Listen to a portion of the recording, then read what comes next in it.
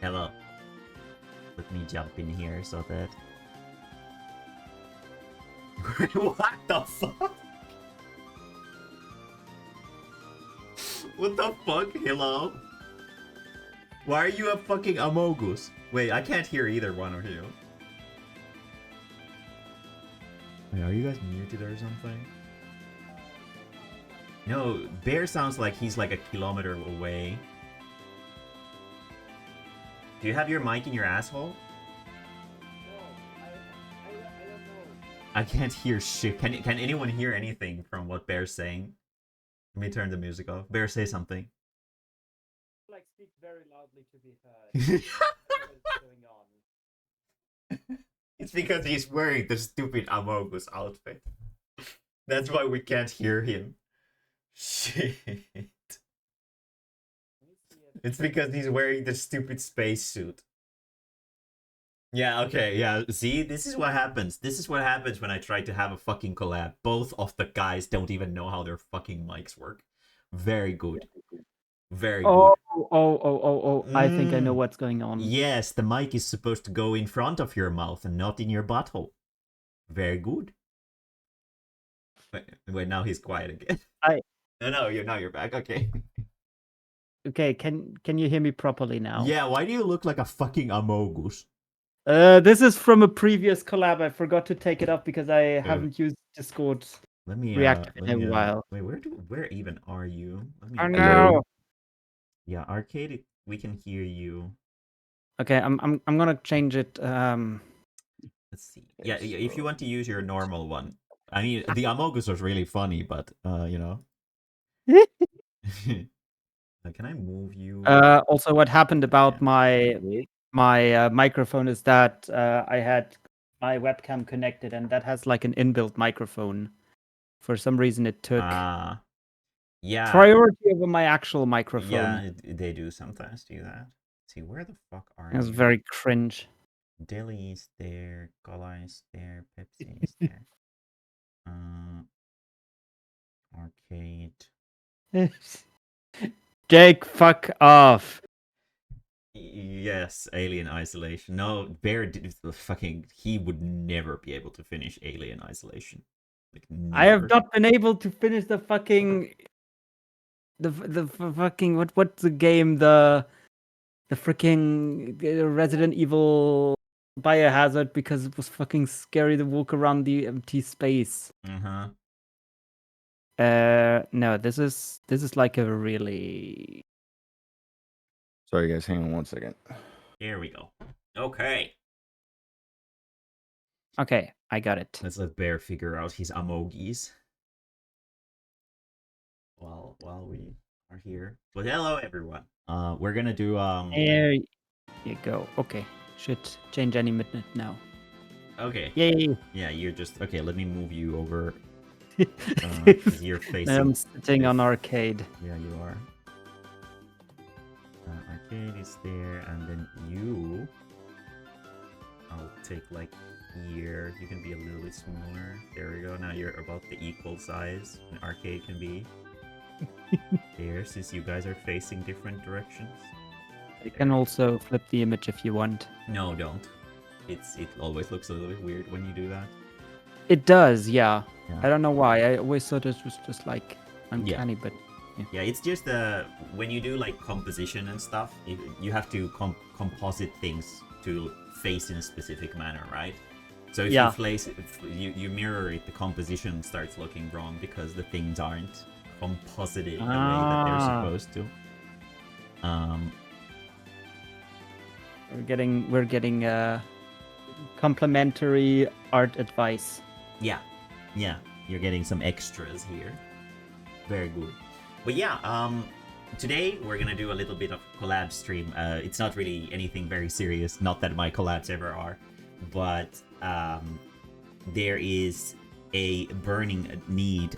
Arcade messaged me, like I think it was like last weekend, right? Messaged me that he was having trouble with like sort of getting going with his story. He's writing this little story. I'll let you guys introduce your stories and tell people what you like to write in a second. But he was having trouble with his story And then I was like, wait, I know another furry who's also really slow at writing. I could make content out of this. and, so the collab was born. I messaged Bear like frame one. Person? Yeah, what did it say? Who is this other person? I just see like Arcade and you. We're missing someone. This other furry who supposedly writes. Okay. I was wonder who trying it to is. gather. Yeah, I mean, it might be my imaginary friend. But For a second, anyway. I was like, wait a minute, there's supposed to be somebody else. Oh, never mind. Oh, never mind. Yeah, he just hasn't looked at the mirror recently. But yeah. So I figured that since, as you guys know, especially considering like how inactive I've been on everywhere recently, because I'm so super sort of enveloped in my work. I have a very strict and you know, my kind of work mentality. And like when I was talking to Arcade about this whole thing, and I was like, yeah, like if you only write like 10 pages a week, you'll be able to do like this much book in a year. And he was like, I don't know if I'll be able to start from 10 pages a week. And I remember when I was talking to Bear as well. So Arcade, not Arcade, but ASCII Lad. Why do both of your stupid names have to start with an A? Both are bears. Both are with an A. Both are furries. You guys have a lot of things in common. But I remember when I was talking to Bear about his story, because he wanted me to give it a read, and I talked about like you know, you could write like 10 pages a week. It's pretty light. And he was like, I don't know about that. So I figured that maybe it would be better to like, this is like an AA club meeting, right? And Okay. and I'm like the army Sure. general who's like here screaming at people like, what the fuck do you mean 10 pages is too much for you? So I brought in Bear because he might understand Arcade's plight a little bit better than I do. Because I write 20 pages in a day.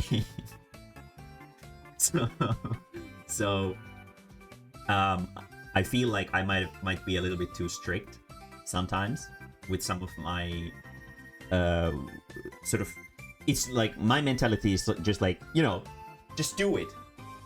But like I don't understand properly the sort of idea of being in a slump, or sort of wanting to preface everything like really well, because Arcade is also like, so Bear has this habit of like writing a bunch of things into like a notepad for lore and like what everything, how everything works and stuff like that, right? Yes. Arcade also does that. Yes. So these two have a lot of things in common. So I figured that bringing in Bear here would probably be helpful for Arcade as well, so that maybe it Hey, doesn't Bear, feel... you don't. I'm Yeah, sorry, go Bear, you ahead. don't happen to have like half a medallion, like the special half a medallion you were given at birth or anything lying around? There's some kind of soul brothers. Long lost brother. Do you mean that pizza? Let me pizza just double check here real quick. I have like a half-eaten cookie. Is that maybe Close enough. maybe it? I stick that on a string, and I think we'll call that good. Yeah. But exactly because these two have very similar habits in writing, I felt like it would be good to have someone here to sort of balance out my ways of thinking. So Bear is here and Arcade is here, and we're gonna learn about proper narrative. And the reason to why narrative is very different from drawn art is that narrative is much more objectionably measurable. If narrative wasn't objectionally or objectively measurable, isekais wouldn't be successful. They work because they appeal to humans' inherent desire for a specific type of narrative. So that's why it's a lot easier to sort of teach narrative in a sense, I guess, because you can follow very strict guidelines to how to write narrative, and that already makes your stories a lot more interesting. But obviously, since writing is a form of self-expression, we're going to try to figure out ways to use those guidelines that the history of humanity and culture has set for us in our own ways, you know, to build fun, proper narrative. But first, let's have both Arcade and Bear tell us about their stories. Ooh. Let's start from you, Arcade. Tell us what is the basic premise of your story, and what is the sort of like driving force in it? Like, what is it that is the sort of central themes that the story revolves around?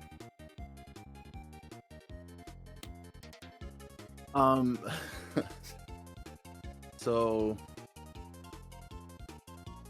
stuff that I like to write about. I like to write about fantasy.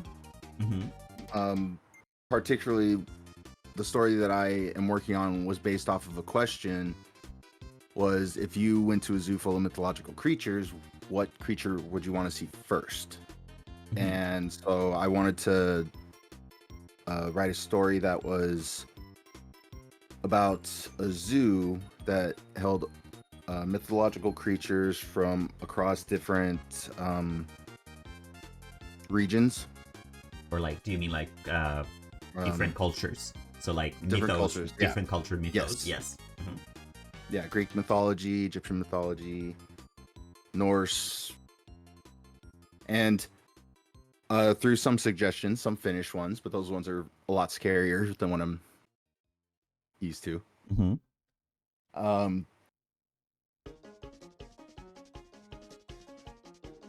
yeah, that's kind of where it's at. Okay. So to put it in sort of TDLR, or what is it?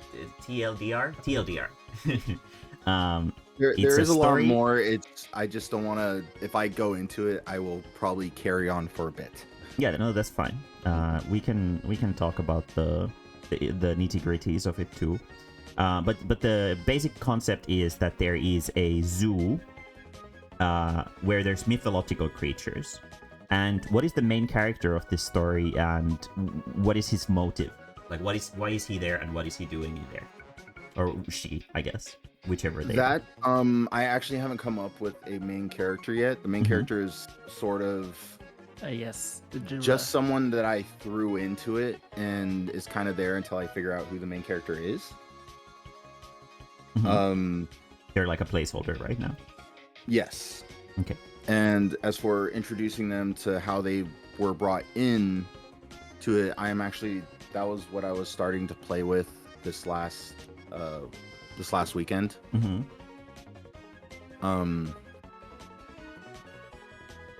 As far as getting involved, I'm still struggling with that part. Yeah. I think. Okay. Good. Well, we have a premise. So that's basically the gist of it right now. So we have a premise. We don't really have characters yet, or the characters' motives and stuff like that. But that's fine. I have a lot of other characters, just not the main character. Yeah. Okay. So I guess we're gonna learn a little bit about character design as well, in the perspective of narrative, because there's character design that goes into narrative as well. So that would be an interesting topic, maybe, I think. I'll write that down.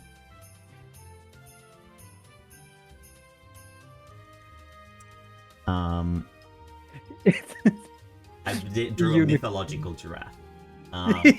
It has a horn, so it's very mythological. It just has a tiara with a horn. It's the legendary Kirin from Chinese and Japanese mythos.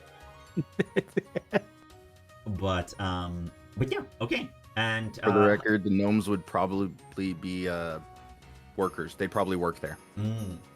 So some of the mythological creatures are also employees. Aren't there- you I mean, bad? yeah, you can't have like Medusa. Mm-hmm. She'd probably be a secretary working on the opposite side of like a double-sided glass pane, so you didn't get turned to stone, sort of thing. Oh. Human resources is run by Bigfoot. Okay. Why specifically Bigfoot? Just somebody suggested it, and I was like, okay, that sounds like it'd be a fun person to fit in there. Okay. Bigfoot would be the bouncer. He can kick people out. that would he does not have a big foot to kick people with. Bear, tell us Yes. about your story. Well, basically, it's isekai trash. I Don't, very much uh, started it when I was in the middle of an isekai binge. Isekai can be good too. Just because most yes, of it isekai is can. trash doesn't mean that all isekai is trash. So you don't Yeah. need to demean your own artwork. That's not something that I will approve of. So Fair enough. Yeah, just But explain. yeah, properly. it is very much a isekai inspired tale. Mhm. Character finds himself in a foreign world and well, without going too much into detail, it like he accidentally makes a bad choice and gets stuck as a parasite, actually like his creature name, and so Tiny is forced to do things that he hates, like drinking blood by biting things, and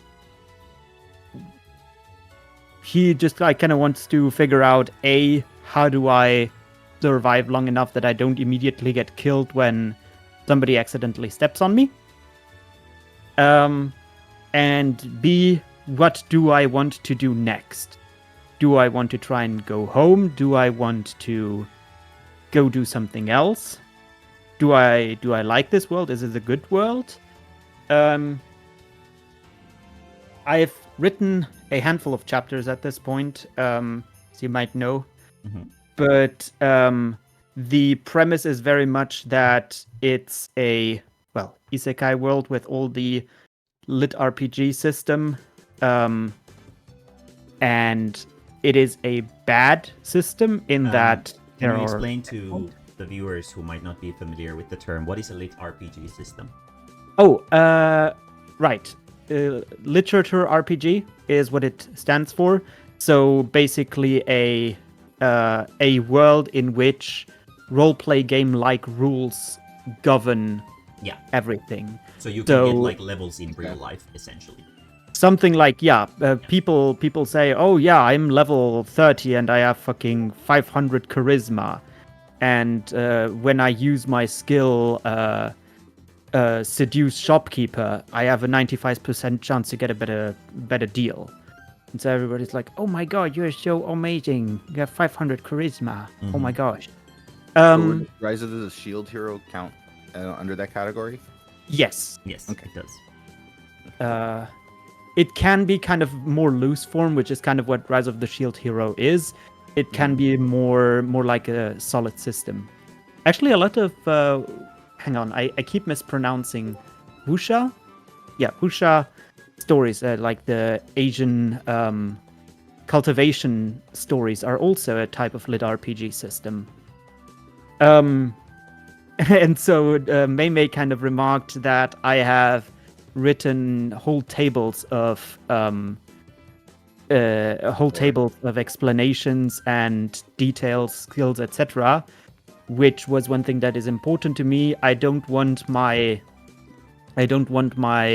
characters to be strong because they happen to roll well on a random table and they get at level 1 the double S skill instant death dagger because they had a 1 in a million luck. I want them to become powerful because they either find exploits or they pick strong skills that just have good synergy. So you could argue that they're gamers. A little bit like that. It's like, the people that are nobles, they would know all the secrets, and then they they don't want to share it with the commoners. Yeah, they don't post it. Commoners, they need to pick like farmer because otherwise they're not gonna be making enough money to sustain a family. Yeah, they don't post their So game that's kind of facts the on idea. Reddit. Yeah. A So little bit. I found a very good story that I took a lot of inspiration from. yeah. Yeah, you Yeah. read like a lot of sort of web novels and stuff like that for fun. Right. And so basically there's a world, like a main character has to reincarnate in another world, and in the character customizer they kind of get fucked up and they end up being reborn as this parasitic insectoid creature, and they have to get used to their life as a parasite, as a part of the hive mind, in order to survive. But it turns out that the world is very dangerous and they have to play their cards right to survive. That's basically the gist of it, right? Yes. But there's it- also sometimes oh. different main characters. The narrative also shifts sometimes to the different characters, right? Yes, I do intend to have a couple of characters that are like varying importance. I have noticed that I'm going a little bit overboard with this, but I'm trying to tone it down a tiny bit. Yeah. Fair. But yeah, there's going to be a few other characters that are just affected by the main character's antics, Yes. and just kind of showing some different viewpoints. Yeah, it's very similar to, which I understand it takes a lot of inspiration from So I'm a Spider, So What? There's a light novel series about a girl who dies in the real world and they get isekai'd into another world as a spider-type monster. And the narrative is basically built from two perspectives. There's the main character who is the spider girl, and then there's another group of like more traditional fantasy heroes who are built up as heroes. And the two stories feel, for the like a large majority of the start, they feel completely detached from each other. You can tell that they happen in the same world, but they're pretty detached from each other. The characters don't know each other or anything like that. But as the stories start sort of growing more intense, at some point they will, cross, and then we will see the encounter of the sort of heroes, the quote-unquote good guys, and then the outcast who became a spider, and now is like a super spider monster because of it. So Drake, you say she's cute and cool. Did you read the point where she just indiscriminately kills people? Maybe he's into that. You never know. Maybe he is. But okay. Yes, yeah. See, he's giving the fucking furry face. Yeah, he's fucking into that. But yeah, so, okay. When it comes down to this kind of storytelling, especially, well, I think pretty much any kind of storytelling, it's important. The very, very first thing that is very important that arcade, for example, now needs is the main character, right? Yep. The main character is really important because the main character is what dictates from what perspective the story is told. There's a big difference to what kind of narrator you choose for your story. Do you want to have a third-person narrator? Do you want to have a first-person narrator? Or do you want to have like a, let's say, like an omniscient third-person narrator? So, for an example, like an omniscient third-person narrator would be like, oh, and Arcade walked through the door, and what was waiting for him was something that he would never forget. So basically, the narrator already knows what's going to happen, so they can build drama to the readers by basically structuring the stories in a specific manner to seem more appealing or more intense than they might even be. First-person narrative is pretty good for if you want to build up a world that feels mysterious and either exciting in like I want to explore this place, or more like in a threatening manner. Like if, like for example, I think Bear's story is written in first-person perspective. For the main character, yes. For the other characters, it is not. Yes. So, and because the thing is, from the main character's perspective, the world is quite intimidating. It's a scary place. So he's a fucking bug. So it makes sense. But the other characters are like hunters and stuff like that who have been living in the world for a long time, so they don't necessarily need that first-person narrative to make it more intense. But the main character is really important, and I guess the first question towards Arcade that I would like to throw out here right away is, what do you want the readers to perceive the world as? Should it be a scary world? Should it be an exciting world? Like, what kind of story do you want to write? Do you want it to be like a lighthearted one? Do you want it to be heavy? Do you want it to be something from in between? Or like what would be the sort of target audience and the general gist of what you want the mood of the story to be? So I think for what I want to go with, I would like it to have a sort of sense of like, oh, there's a sense of awe in this. This is all brand new. This is awesome. Yeah. Like awesome. Yeah. And so I think I'd like to mix it up between it being scary at some points, but at other times it's still it can be lighthearted, but I still want it to be heavy. Just kind of like it having the lighthearted parts would accentuate the horror parts. So very important. If you write, let's say, a horror story,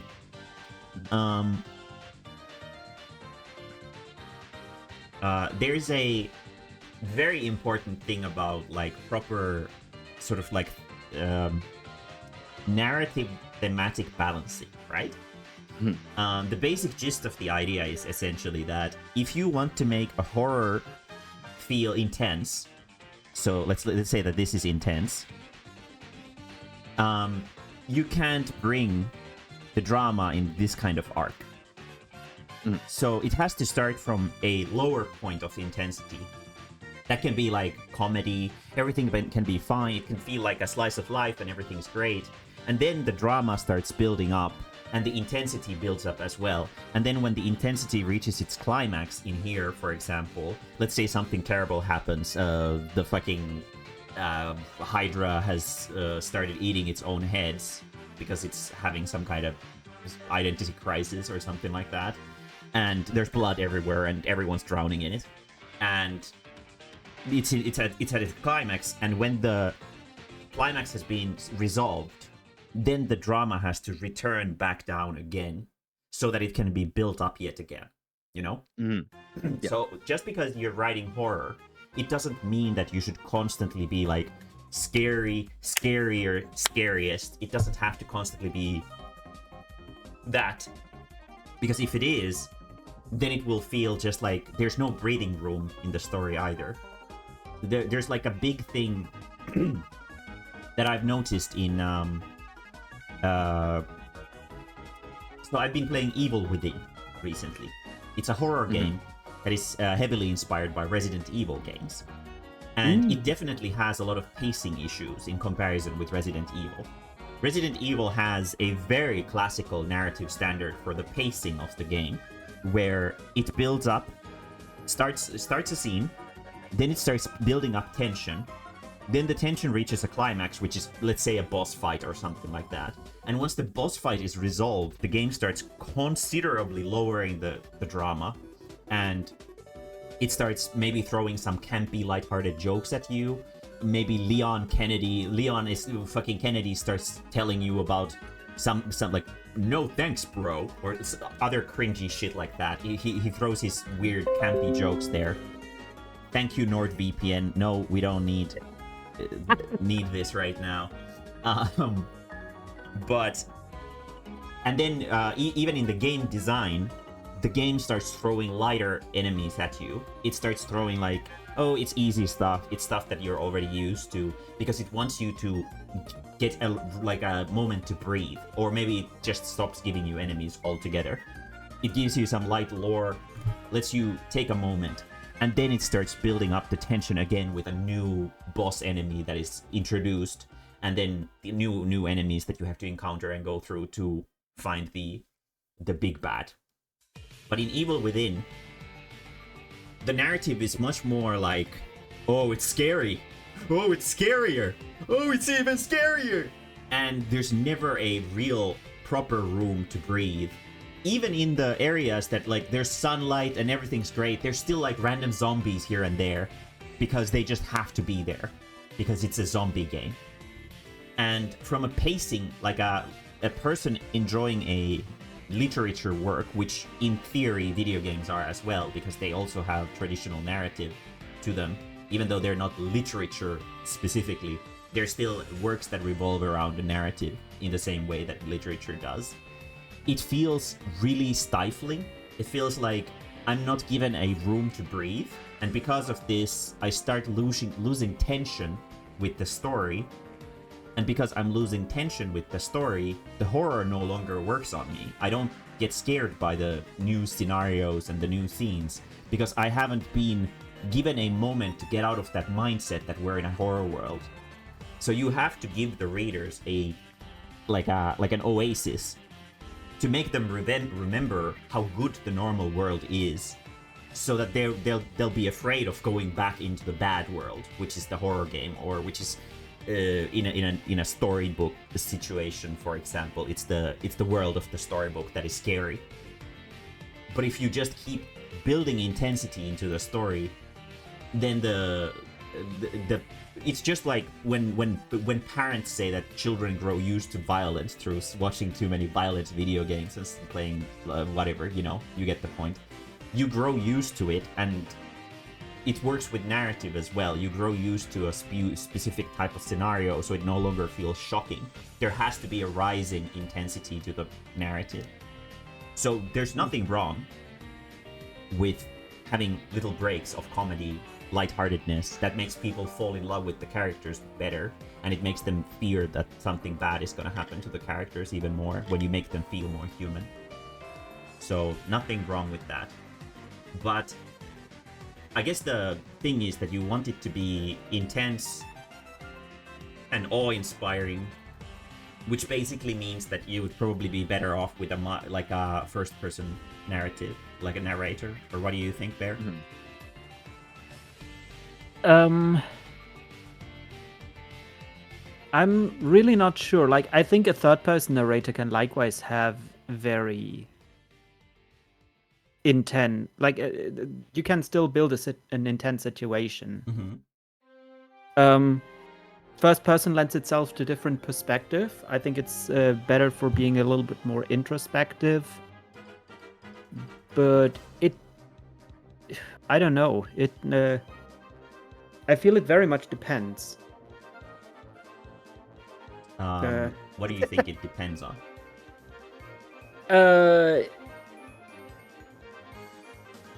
A lot on, how you want to style the story.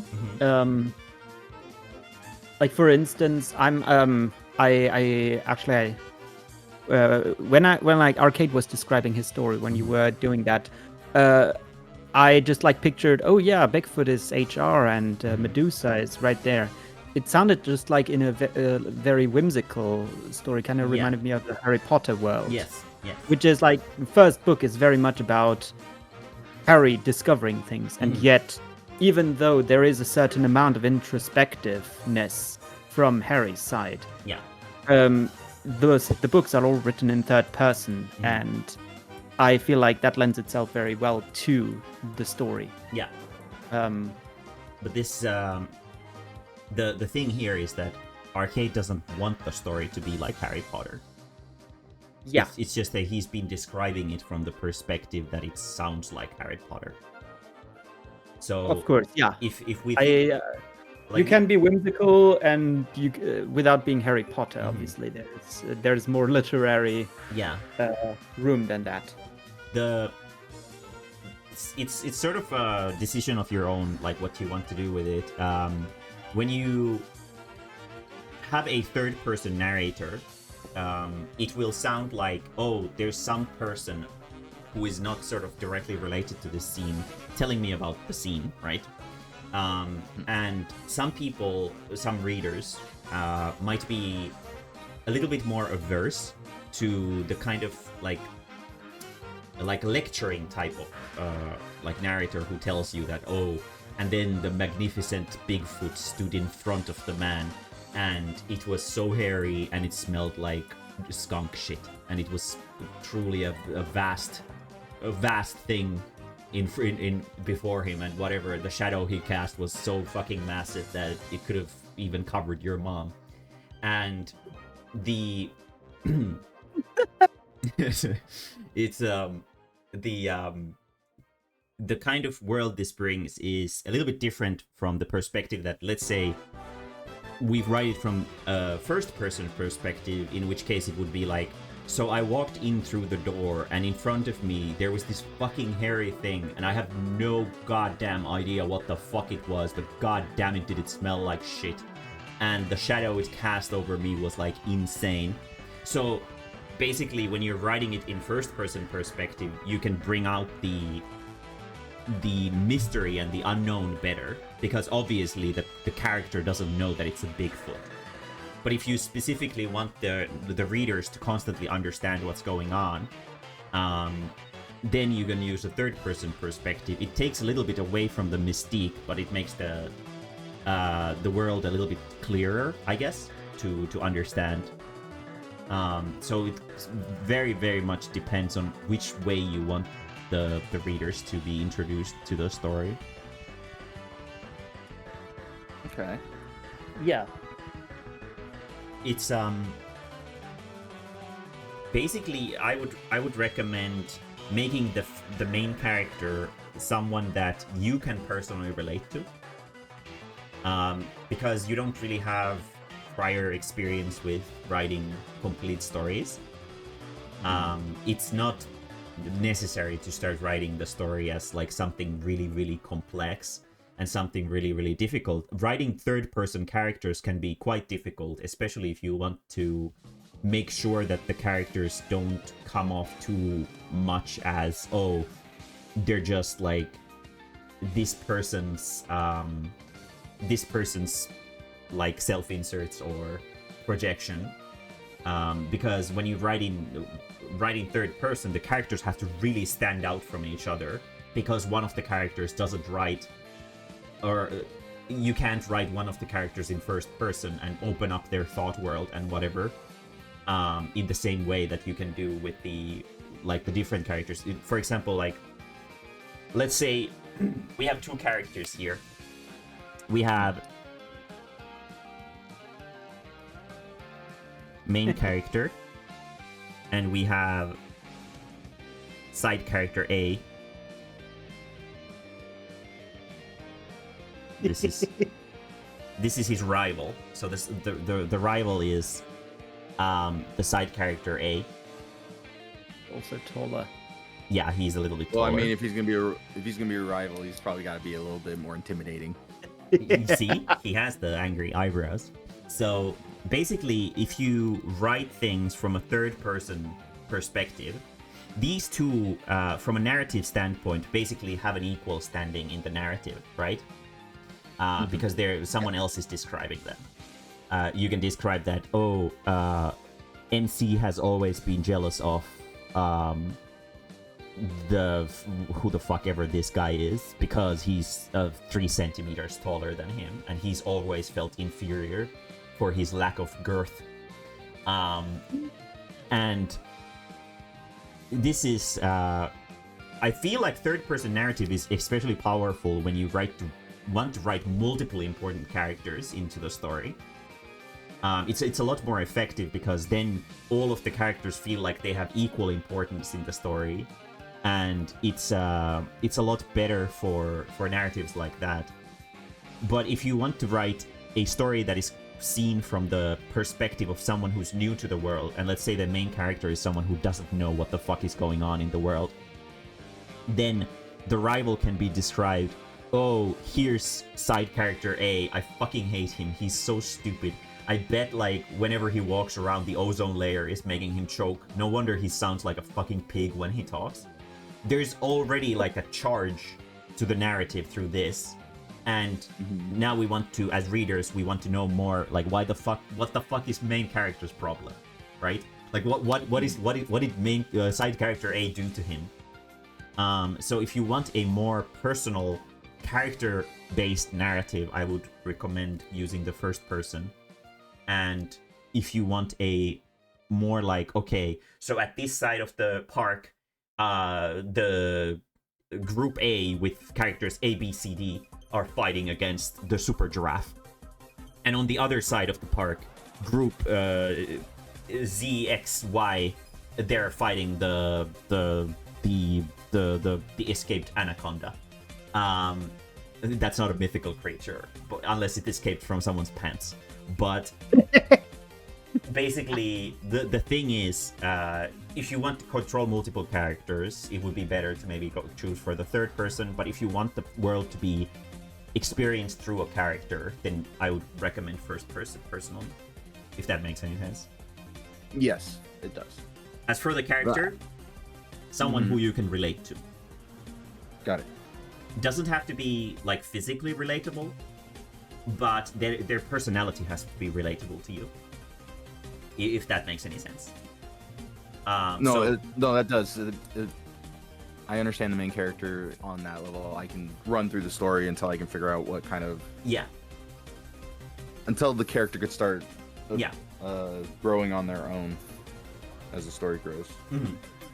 And the reason to why I say that it's best to have a character who is relatable to you as the basis for the main character is because you can easily start building upon that from your personal experiences and stuff like that. You just have to understand how to convert those experiences into narrative for this story, you know? So that it fits into the world of the story, which is quite important. It's like Bear is writing this story about like a god gamer because he wishes he was good at video games. So it makes perfect sense that he writes a fan fiction about it. But they can and you thought it wasn't gonna be a bear roast today. You're also a bear. You're not exempt from this. No, you're not, Arcade. You haven't even gotten shit done yet. You're just like nibbling at things a little bit. You haven't started yet, so you're not in a position to critique anyone's gamer skills, especially considering how many games you have that you haven't finished. Which I believe Bear also. I think Bear also has that problem though. So.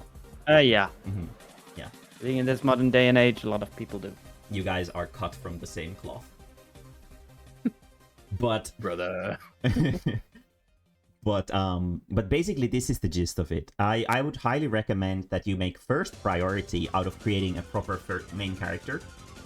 And the main character would, if you're writing the story from a first person perspective, the main character would preferably, this is just my opinion, this is not something that necessarily follows through with the industry standard, especially like in the Asian side of the world, which I'm more familiar with in terms of narrative, because a lot of isekai light novels are written from first-person perspective, and they fucking suck. The characters are ass. They have like no personality whatsoever, but people still love them because, and the reason to why people love them is why. You guys.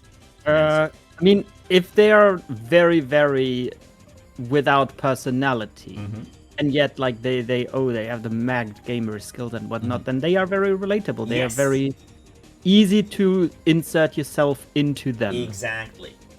This is very true. The less personality your character has, as long as in terms of bad features, the more easy it is for you to insert yourself into them. They can be morally pretty flatlining, like there's nothing particularly interesting going on there, so that you can insert your own personal morals into the character. As long as their powers are cool and the things that they do feed a specific kind of like need, like in people, like let's say acceptance. I want to be accepted, I want to be appreciated, I want to be respected for my achievements. As long as the character provides food for those desires, it's good because it's relatable. However, as a person who has studied proper narrative, I don't think that's a good way to write characters. It's a way that sells, but it's not a way that makes for interesting characters. No one will ever like your characters or fall in love with the story or the world because of the characters. And this is very obvious in isekai world like stories as well, in the sense that all of the merchandise and advertising material relating to these isekai stories generally doesn't feature the main character as prominently as the side characters, because the side characters are the one with personality and marketability. With the booba. And the titties, yes. That is a big part of their personality these days. But I feel like it's a lot more satisfying to write. It's specifically, okay, so it is more satisfying as an adult to write a character that has proper personality. Because as a child, like a majority of the people who make these isekai stories are, a lot of them are underage, they don't really have that much experience in life that they have developed a proper personality yet, as cruel as this may sound. So it's easy for them to relate to characters like this, these very blank slate characters, because they are still also blank slates that are only in the way of growing into something. But as you're like a 30-plus-year-old man, you have a lot more life experience, and writing a generic character with no personality, no opinions, no faults, no good things about them, it's gonna feel really stifling and tiresome, because the character is no longer important, and what is important is the world that the character is in. And in that situation, the character just becomes basically like a tool for the narrative. And the character technically shouldn't be a tool for the narrative. It should be a part of the narrative. If this makes any sense. No, it does. That does. Yeah. So when you make your main character, I highly recommend giving them a proper personality. It can just be your self-insert. That's totally fine. And then as you start writing them, you'll be able to sort of figure out that, okay, well, what if I thought a little bit, let's say, like more negatively in a situation like this? And you can start experimenting with like sort of toning your own personality. Which route I want to go. Yeah, toning your personality into a slightly different direction, and you can start seeing that the character is starting to grow into a shape, you know? It's totally okay to start off with a self-insert. That's totally fine. The thing that makes self-inserts bad is if the character stays a self-insert through the story. That's when it's not good. But there's nothing wrong with starting the story with a self-insert. It's completely fine. Or maybe, like a lot of people, all people in fact, there's this like psychological science concept called persona, right? The persona is... There's at least 5 of them. Yes, there's 5 personas. The persona is the mask that you put on when you sort of handle a specific kind of situation. Let's say you might have a public places persona, you might have an in the bedroom persona, and you might have, let's say, an internet persona. And it depends on what mask you put on in which situation. And if you are sort of self-aware enough to understand that, oh, I behave a little bit differently in social situations than I do in like my own privacy, in the privacy of my own room. And you can use these personas to build characters. You can take specific things that are like really important to you. And yes, ERP persona, party finder persona, like there's a lot of different personas. And you can build characters from this. And after some point of cultivating that character, they will completely detach from you and become their own unique characters. To put it into like a very simple perspective, since both of you guys are familiar with my characters to an extent, I have characters that are all essentially self-inserts at like heart. Like the root is a self-insert, right? So the Mae-mae over here, let's draw Mae-mae here, is the root of all of these characters. And from me, the characters start sort of diverging into different kinds of paths. For example, we have, let's say, Maru, who is the star of Clownfish Twister, which is my first comic book that I have ever released, and it got a publisher, and although the publisher was kind of shit, I did finish the series. And it features this really aggressive boy who turns into a girl, and he has to figure out a way to become a boy again. And he's really aggressive, he's really boastful. He calls his friends nerds, even though he plays video games as well. And I self-inserted like my more aggressive side into him, which is the same. It's the same side. It's the Maru side that is calling Bear out for being a furry and stuff like this, right? It's the Maru side who's snarky and who is like making fun of others within the understanding that, oh, it's not gonna hurt them because they have a specific limit that I'm not gonna cross. That's the Maru side. Then there's like, let's move Maru over here a little bit so that he's not too aggressive. I knew immediately that you were gonna start with either Maru or maybe Pain. Yeah, and Pain is, let's put Pain here since you mentioned her. From the hair, it looks like Ren. Yes, she does. There's a canon reason for it, but I'm not gonna tell you guys. Oh, spoilers. There's Pain, who is my vain side. She's the weak side that is hidden by aggressive vanity. That's what Pain represents to me. She's basically the one that wants attention, the one who wants to be loved, but because society is built the way it is, she can't admit that because it makes you come off as a vain narcissist when you tell people, please love me, please appreciate me. I don't want to do anything, but you should still appreciate me and worship me like I'm something holier than thou, right? And Pain is essentially the representation of this. And she has like divided into a completely separate character from me. She used to be a very self-inserted character for me, but she has become like this completely own character who has like a lot of really heartfelt moments because she has such an exposed heart, essentially, because she represents that desire to be accepted and the desire to be loved, but she can't put it out properly because she knows that the world is built in a way that doesn't think highly of that, which it is. Pain is like very detached because of this. I feel like at least in the works that I've seen Pain in, there is still very recognizably a lot of you in her. Oh yeah. Maybe you should read Spicy Variant and then you'll find her more like sort of separate personality.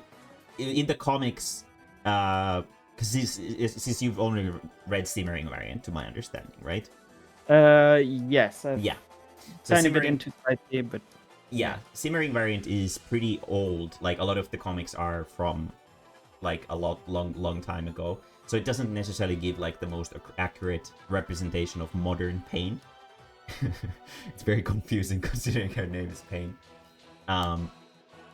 But she's a little bit more developed, I guess, in Spicy Variant, which might sound really weird considering it's a porn book.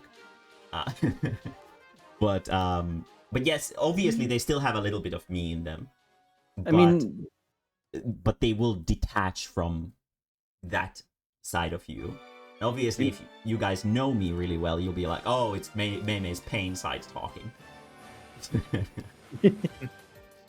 But yeah, were you gonna say something?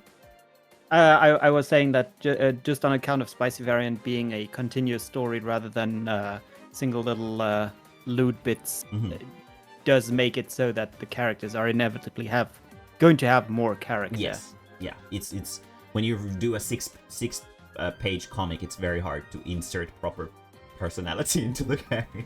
Obviously. But yeah, anyway, and then there's Miyuki, who is important in the sense that she's still, in a sense, my self-insert. She's definitely the one closest to the way that I am in personality. She's the more sort of, I guess, it's like she doesn't caricaturize my personality nearly as much as the other characters do. She actually shares her height exactly with me.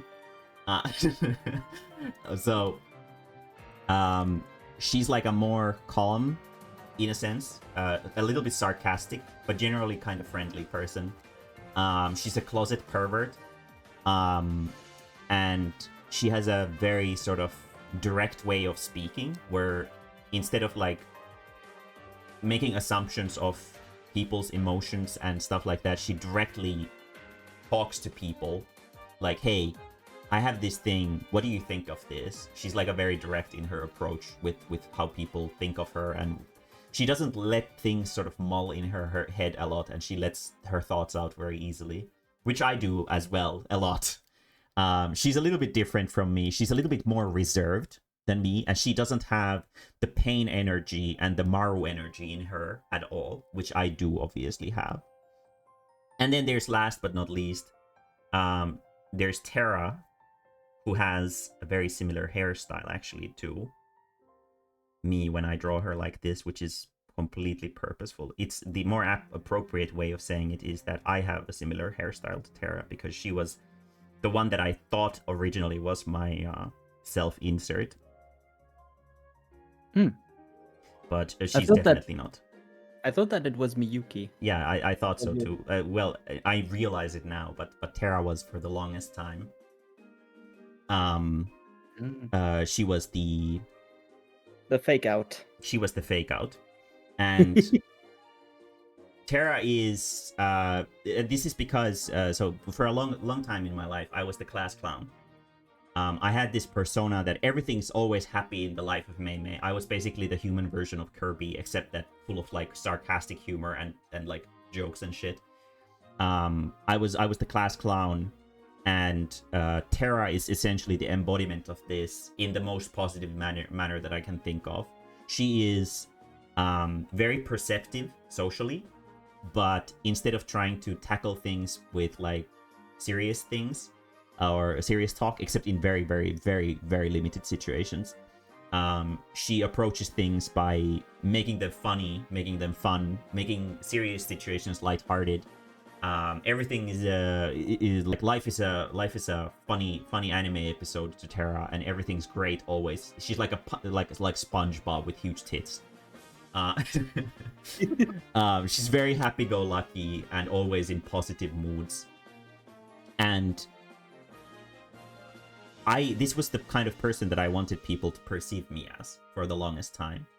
But then when I sort of grew up and I realized that I'm not this person, and I don't need to be this person, because I don't need to hang out with people who only need this person next to them.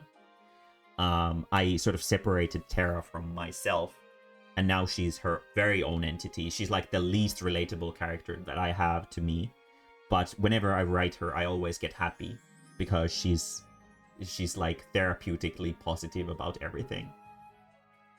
So these are all like parts of Mae-mae, but they've separated into their own characters, right? Yeah.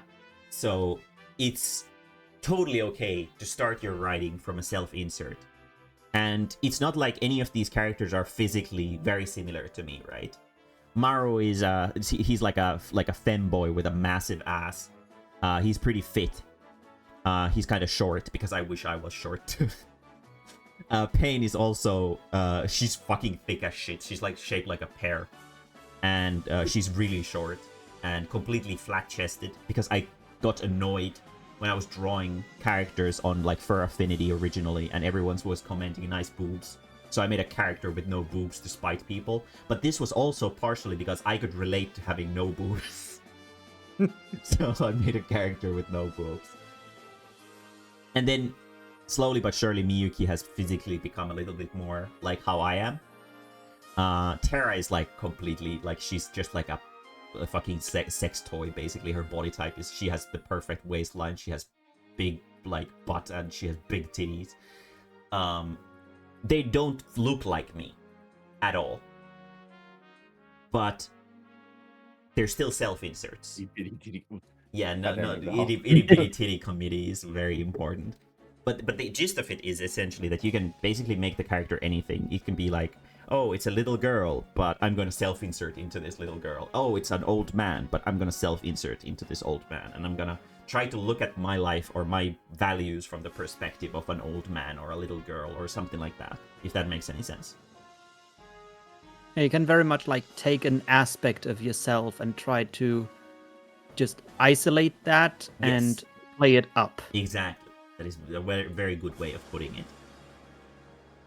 So you have a lot of life experience. Take a bunch of things that you're interested in and what you want to write about and make the character based around that. And it should be pretty probably manageable to get a main character into the story. Obviously, we can't just sort of start telling you that, oh, you should write this kind of character for this kind of story and this kind of character for this kind of story. So you're gonna have to still figure out the very basics of what you want the character to be before you get into it. But absolutely write a self-insert as a start. And I'm currently I have a piece of paper. I'm just jotting notes down right now. Good. Yes, write notes if you I don't think I'm gonna share. I don't think this is that useful, so I'm not planning on sharing this. But Terra needs this as she's really detached from me as well. But basically, yeah, that's the gist of it. Next, let's learn about proper drama structure. Are you guys familiar with the hero's journey standard? Yes. Amusingly, I've mainly learned about it in French. Mm-hmm. So the descriptions that I know are in French. Mm-hmm. I am less familiar with it, Okay. especially in French. Okay. I mean, I don't know. But I think I kind of like I kind of know where this is going, but I wouldn't mind. Of course. Do you guys know any examples of stories that use the hero's journey standard? Would Hercules count? Yes. When I know one, but Hercules is actually a really good example of it. right. The thing I'm thinking right now about is that's something different. I think. I know one, but it's on the tip of my tongue right now. Gosh dang it. Val is throwing Star Wars in chat. Star Wars is correct.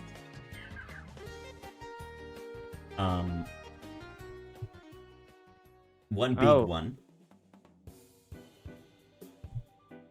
The Lord of the Rings. Ooh. Okay. Okay. Final Fantasy 14. Probably, yeah. It probably is. A lot of works function with the hero's journey. Clownfish Twister. Also hero's journey. Might be like, wait, what? That's not a fantasy or like an adventure comic. Yeah, it can also, hero's journey also works in romance stories. It works in horror. It works in basically anything. You can, just because it's used in the most famous scenes or situations, it's used in stuff like high fantasy and sci-fi. Doesn't mean that you have to only use it there. John Wick, probably, yeah. The Matrix. Matrix, yes, yes, that is correct. So essentially, can you guys see the stream?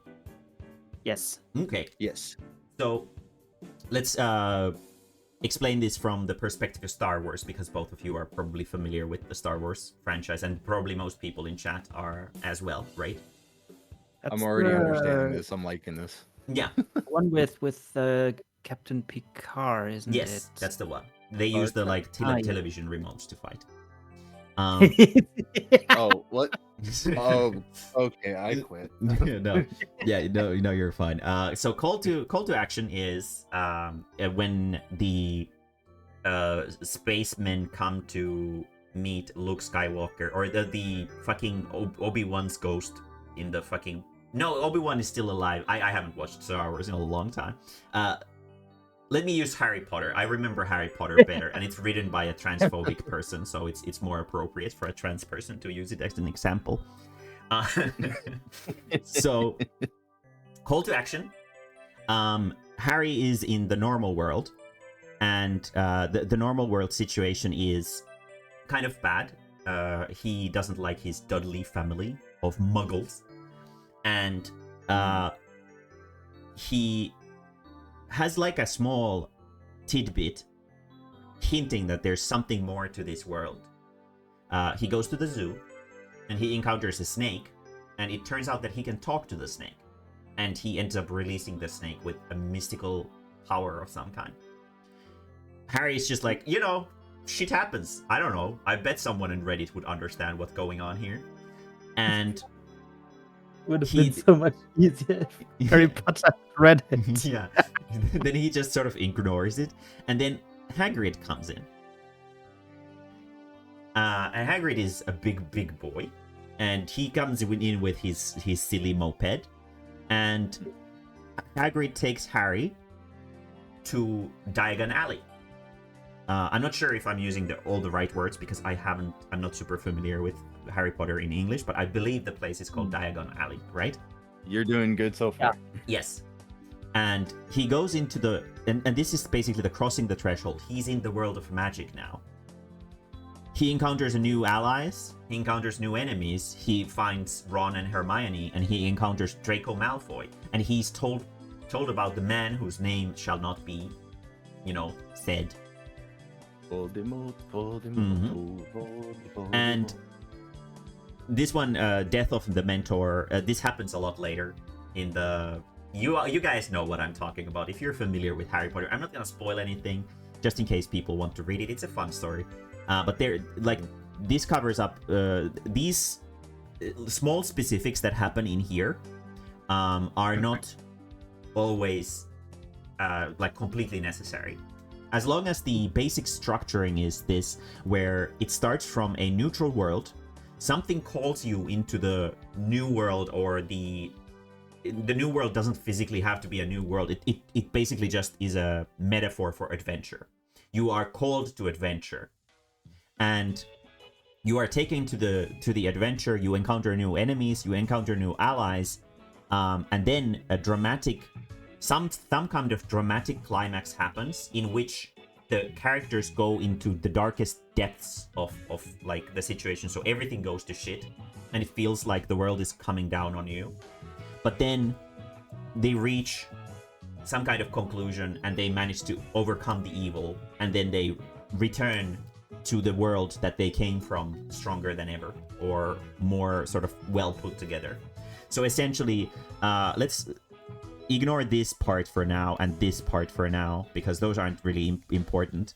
This one actually we can keep in because that does actually match here. But there's a bunch of different versions of this, but just to illustrate a point is that the only thing that you need from this is the narrative structure, not necessarily the specific details of it.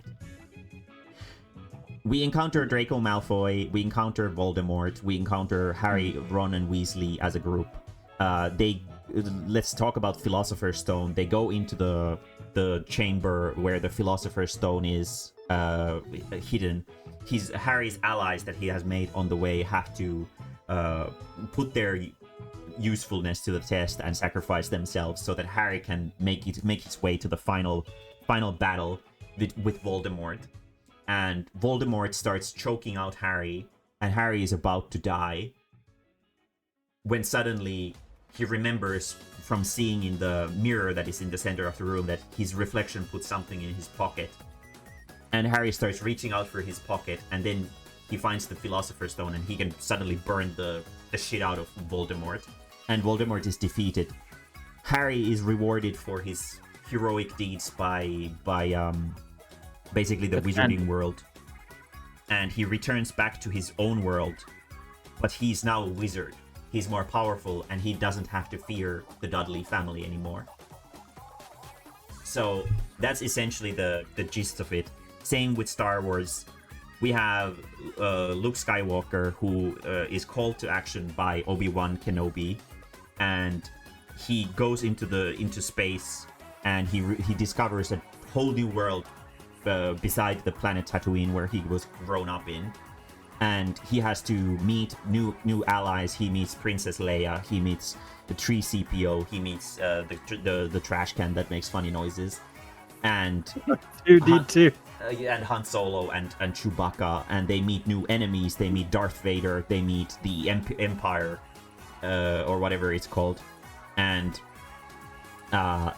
they fight, and they go fight against the Death Star. And when everyone else is dead, and only Luke is like doing well, like surviving, last ditch effort, he managed to shoot the missile into the ventilation shaft or whatever of the Death Star and destroys the whole thing. So basically the dramatic gist is, whenever like the world starts from a neutral situation, we go into an exciting adventure. Exciting adventure has a middle point that leads towards a dramatic climax where things go badly, but then the characters end up overcoming the situation anyway. And then you return back to the neutral world. So in a drama, like a classical arc of drama, basically we have a very traditional story arc like this, where tension is rising like this, and then we reach a climax, which happens here, and then the road back begins, where the drama starts lowering down. To put this into perspective in a very homey way, Clownfish Twister, my personal first work that I ever finished, it's a comic book.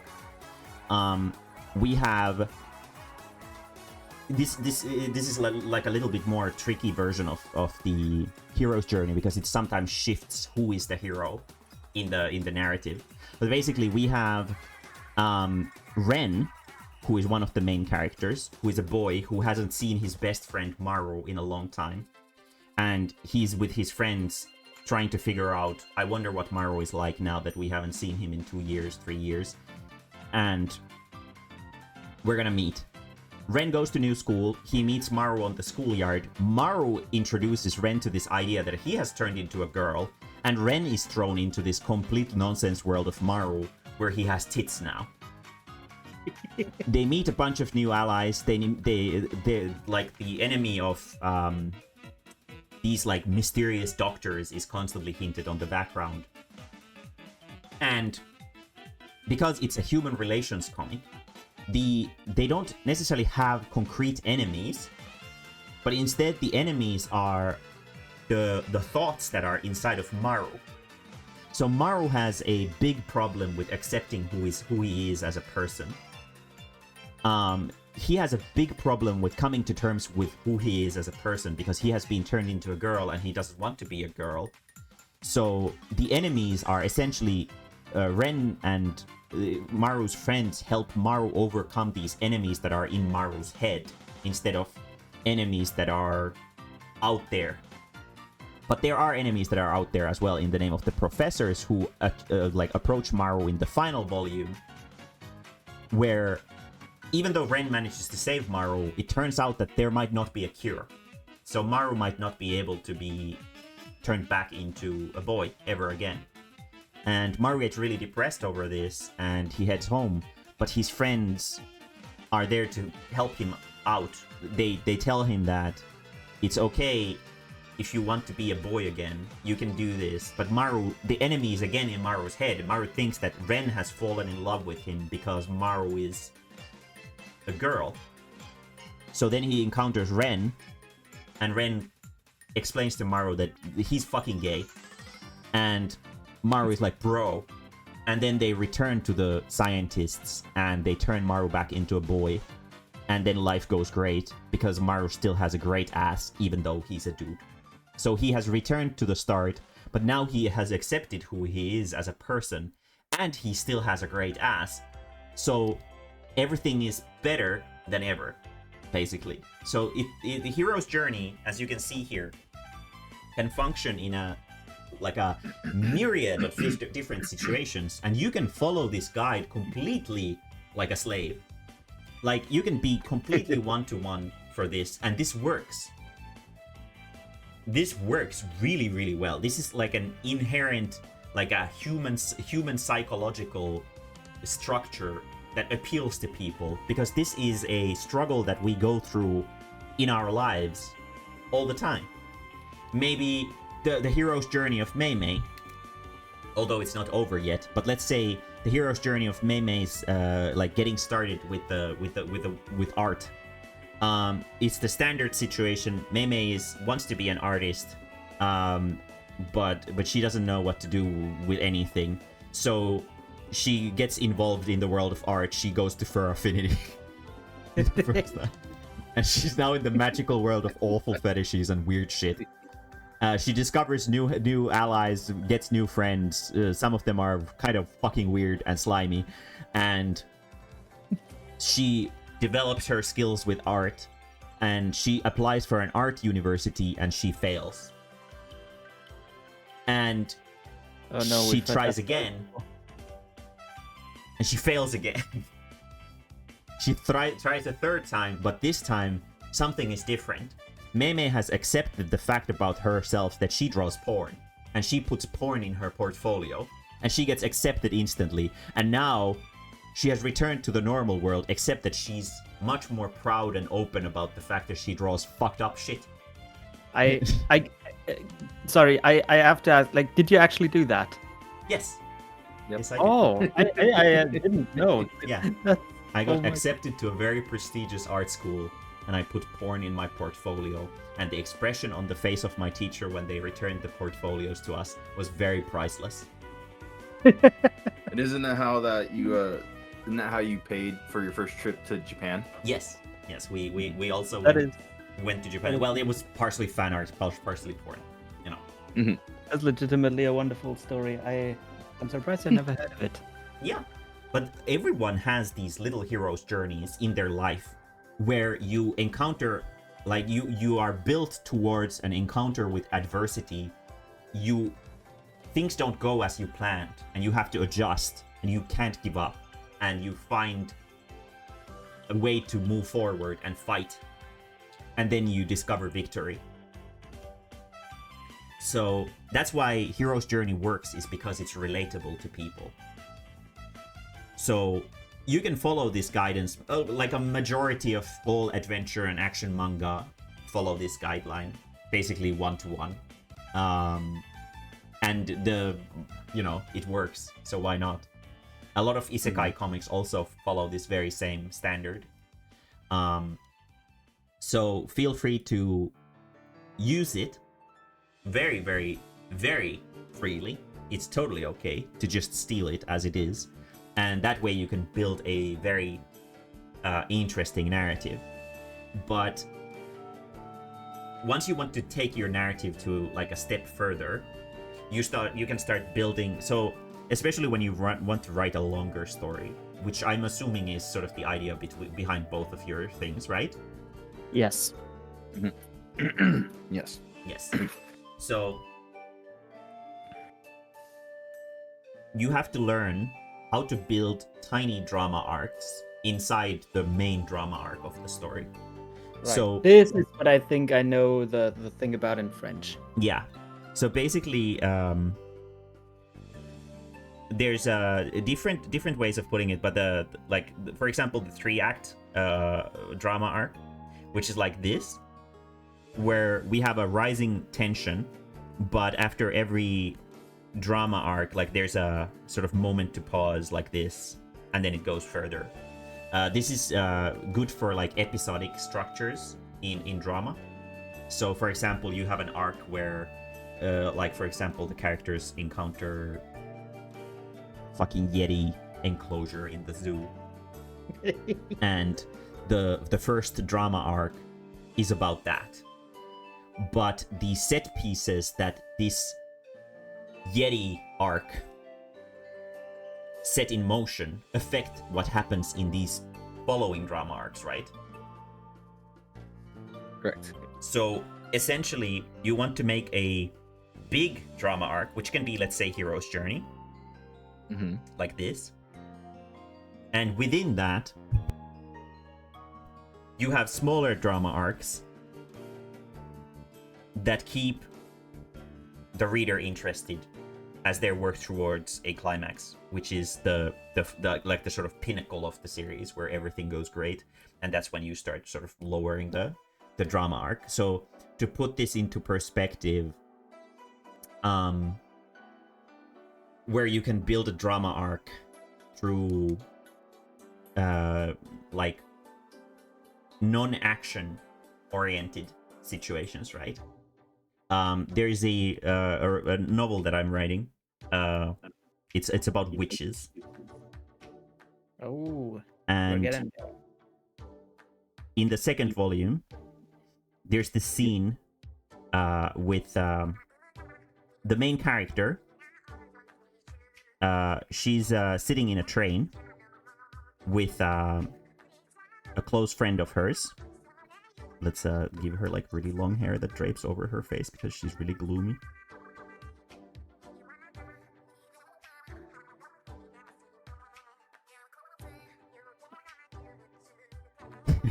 country bowl eyes. And she's adventuring with her paladin friend, who is a very princely knight, but she's also a mom, so she has a lot of wholesome mom energy. And they're sitting in the train, and the witch, who is a more cynical kind of person, she says that they're having like a random conversation about like adventure and whatever, because they live in a very perilous world. And the witch says that their goal is basically the knight's husband has been stolen by a strange golden-haired girl, and for some reason it seems like he's mind controlled. So the conversation starts with our witch here saying something along the lines of, if it were to come to it, if it turns out that your husband is under mind control and he can't control himself anymore and he's no longer himself and he wants to hurt you, I will kill him. Oh, And we start building up drama. And our knight here, she's obviously like, what the fuck? She's no longer happy. And very not happy. And she starts going like what do you mean? And our witch here is like, I mean what I said. If it comes down to it, where it turns out that we can't save your husband and he would harm you in any way, I will kill him. Because I don't care about your husband. I care about you. Because at this point, the witch has started developing this understanding of what she really wants in life, and that is to be with her close friends and live happily ever after. But the world is a fucked up festival where everything wants to kill you one way or another, so she wants to hold on to the things that she loves, even if that hurts those who are close to her. So the paladin says that, like, you're sick. Like, how can you say this? And the witch is like, I know, I just want to portion this shock. I want to tell you about this now so that if it ends up happening, I won't have to sort of bring all of this onto you in the moment. I want you to be prepared for it if that's the case that happens. And then our knight here, she starts crying, and she's really shocked about this, and she starts shouting back to our witch here that, like, how can you say this? And the witch argues back that, like, this is what I truly care about in this world, is being close to those who are, like, important to me. and I'm not letting you die just because it's your husband. Or it was, let's say it like this. That's what he's implying, is that he's no longer himself. And then the drama has built up to a climax, and we are in the darkest depths now, because Amelia, our knight, our paladin, she is really distraught. But then comes the twist, and Amelia says, how can you say this? How can you say that you are willing to put yourself out there to be like my target dummy to vent my hatred upon? She's not upset over our main character saying that she will kill her husband. She's upset over the fact that our main character is doing a self-sacrificial volunteer. She's basically saying, I'm okay if you hate me, but I'm going to protect you. Ooh. And Amelia is instead angry at her because Amelia loves her friend very closely, and Amelia doesn't want the witch to sacrifice herself for something like this. And Amelia doesn't want to be used in this way. She doesn't want to hurt her best friend in this world, even if the best friend is offering to sacrifice herself for the sake of this like this. And then the drama starts lowering down, and then our witch realizes that, oh shit, she was talking about this. She wasn't mad at me because I threatened her husband. She was mad at me because I said that I'm willing to sacrifice myself to be her punching bag if she's angry. And then we have the fucking Lalafell who joins in and starts pointing at the witch and laughing because the witch is now crying too, and she's just like a blubbering idiot apologizing to Amelia for this misunderstanding that she caused, or the fact that the main character didn't realize that this is the way Amelia sees this situation, because they have already had a very deep discussion in the end of the first volume about self-sacrifice and why you shouldn't do this. So now Amelia has a reason to call the main character a hypocrite, because the main character lectured to Amelia in the first volume about Amelia's self-sacrificial ways, and now she's saying that, oh yeah, well, I'm gonna sacrifice myself. I'm gonna be your punching bag if you need someone to beat up for losing your husband. And Amelia isn't okay with this. So I can turn this rising tension into a very heartfelt moment of friendship. But there's also an obvious arc of drama with a climax, and this is just a conversation that the characters have in the train. So essentially, you can build these dramatic situations in a lot of different places, right? You don't have to don't think about only the main arc of drama, because then the middle portion is going to become really, really boring.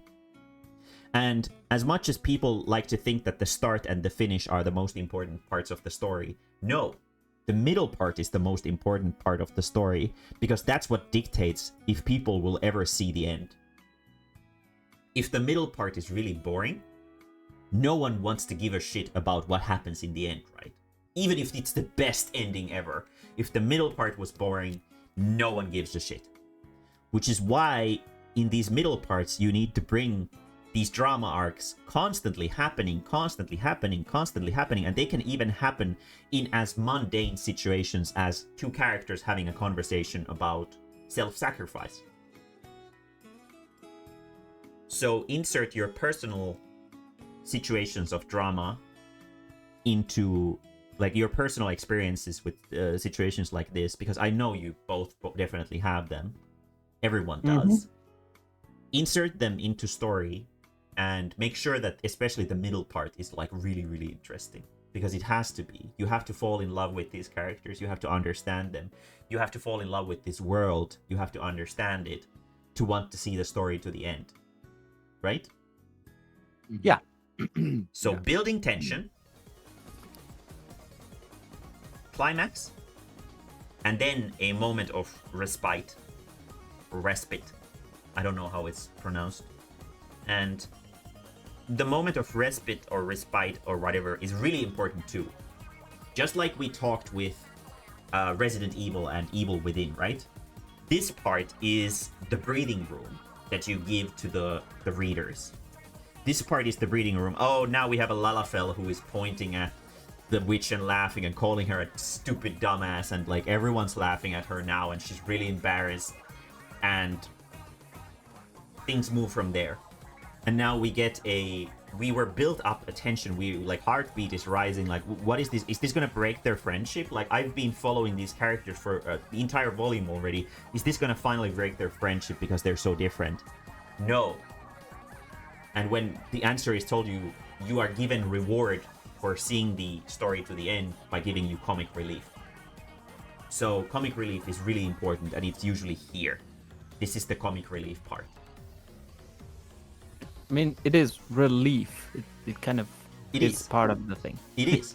It is. Relief is exactly the kind of emotion that you want to invoke in people when you bring down the story after a climax to it. And this works. There's a drama arc to like explaining like or making like even like light jokes and stuff like that, like comedic developments. Like, for example, I could say that today my mom was having issues with her phone because she broke her phone. It dropped on the ground because the dog pushed or pulled too much, and her phone fell on the ground, and the screen is completely busted. So she needs to get a new phone, and she got she wants to buy a new phone, and she wants to move her files to it. So I explained to her how to put those files there. That's a very boring way of putting it, right? Mm-hmm. So let's build it into a drama. So my mom, she's completely technically illiterate. We start the story by setting up a scene. And she broke her phone recently. The doggo is... she has like this thing. She's like paranoid, schizophrenic or something. I don't fucking know. She starts like randomly pulling into random directions and barking. And then like 2 seconds later, she realizes that there's nothing there. And she's like, oh, like, what the fuck? She's an idiot. The dog is very stupid. And she starts randomly pulling sometimes. And the phone is broken. So my mom approaches me that, hey, my phone is broken, but I want my stuff on my new phone. And I'm like, okay. So I guess the easiest way would be to, let's say, a cloud service. A cloud service would probably be a really good way to get your files moved over to your new phone. And mom is like, what the fuck is a cloud service? And I'm like, fuck. So I started explaining to her what a cloud service is, and I opened Google Drive on her phone, which she has installed, and she has fucking no... Like, I'm trying to be like, you just drag your files here, and now they're in the cloud. And mom is like, but where is the cloud? And I'm like, it's in the internet. And she's like, but I want them on my new phone, not on the internet. Tension is rising. So I'm like, okay, I'm gonna show you how to put these things into your cloud. And I explain it to her, and she's like, but it's gonna, like, doesn't it take time to upload the files into the internet? Do I have to wait for this? And I'm like, yeah, you do have to wait a little bit for the files to be. And she's really, really like not for this. She doesn't want to wait. She wants instant gratification. So I'm like, okay. I go through, look through her phones, and then I'm like, wait, mom, what the fuck is this? We reached the climax of the joke. Mom has a 32 gigabyte SD card in her phone. She doesn't know that it's there, and she hasn't used it a single fucking time. There is a completely empty fucking memory card inside of her phone, and she hasn't used it because she doesn't know what the fuck an SD card is. Oh no. And I'm like, mom, my beloved mother, who gave birth to me, please use the fucking shit that you bought. And she's like, well, I didn't know that it's there. Even though when you open the fucking file browser, it's like, it's there, it's SD card. She had used 100 megabytes of the fucking size. I told her to move the files into the SD card. Now we don't have a problem. In fact, we didn't have a fucking problem to begin with. It's just that she doesn't focus on using how her fucking phone works, even though she paid for it. So we come to the climax. It's funny that mom sucks at computers, and then the drama can be lowered. I taught her how to make it work, and we found a bunch of funny files. She had downloaded like the menu to a restaurant like 5 times for some reason onto her phone, and we deleted like the stupid files, and now she has a way to get her files on her new phone. So basically it was the same story that I told last time, but I built it up like a narrative. We had a basic we had the real world, and we started growing the drama arc towards the climax, which is that there was a stupidly easy solution in the first place, and it was inside the phone all along. And then the drama starts lowering, and we find funny things inside her phone because she clearly doesn't know how to use it. So we have the comic relief even for the joke to sort of relax people out of the joke. So like this, you can also be a funnier person. You understand narrative properly. You can be a more entertaining person if you understand drama, how to build up drama properly, how to build up narrative. Is you start from a setup, you go through the middle part, which is building tension. We are trying out new methods and it's not working because mom just doesn't get it. And then it finally turns out that there is a solution that was there right from the start. And then we make fun of mom for not understanding how her computer phone works. Drama is pretty cool. And as you can see, sort of it works as long as you know how to structure it. And it takes some time to start sort of understanding it in a writing environment, right? But we are constantly surrounded with drama in our lives, and not drama like, oh, my fucking coworker is a bitch, but like dramatic arcs essentially. And it's just a matter of observing those and being like, oh shit, this would be a lot funnier if I explained it in a little bit more dramatized manner. Or this would be this way and this would be that way if I tried to explain it like this. So try to find things in your life that you have experienced. Change the context to match your world. And whoopsie doodle, you suddenly have completely functional drama arcs in your story. It's not very difficult because this one, unlike let's say visual arts, is not subjective. This is something that is relatable to basically everyone. That's why these kinds of stories are successful. Obviously, you can make a really shitty hero's journey as well. There needs to be a sense of basic creativity and stuff like that to make the story feel unique. But the dramatic structure is what is actually the most important thing to these stories. It's not that people read the fucking Star Wars just so that they can learn about the fucking lore of the Commerce Union in space. They get into the story because they want to see Luke Skywalker succeed on his journey. They get into the story because when it revealed that Darth Vader is Luke Skywalker's father, it is very dramatic and it's very exciting. So inserting these drama arcs is very important. And this is like the most important thing outside of having interesting and fun characters.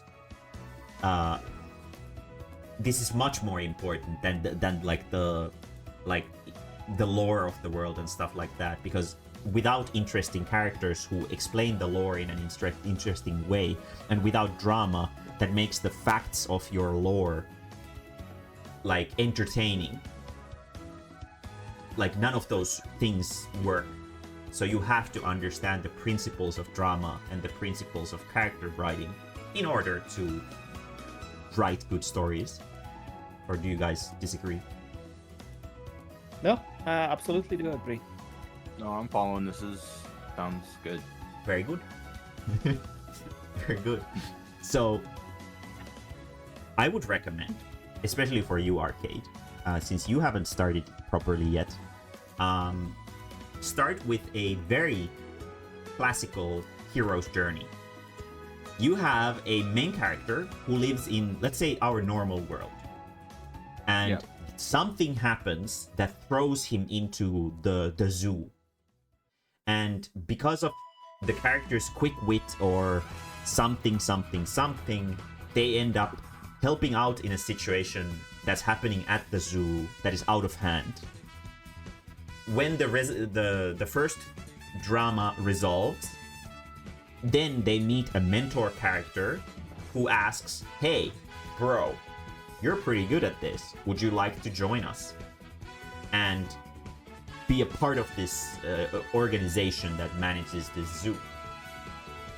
And he's like, "Well, it's not like I have anything better to do, so why not?"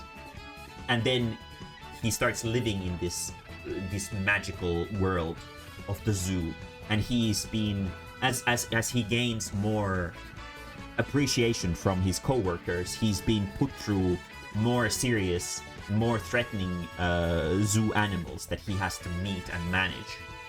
And the meetings with these different kinds of species of animals are what is the small drama arcs within the larger drama arc.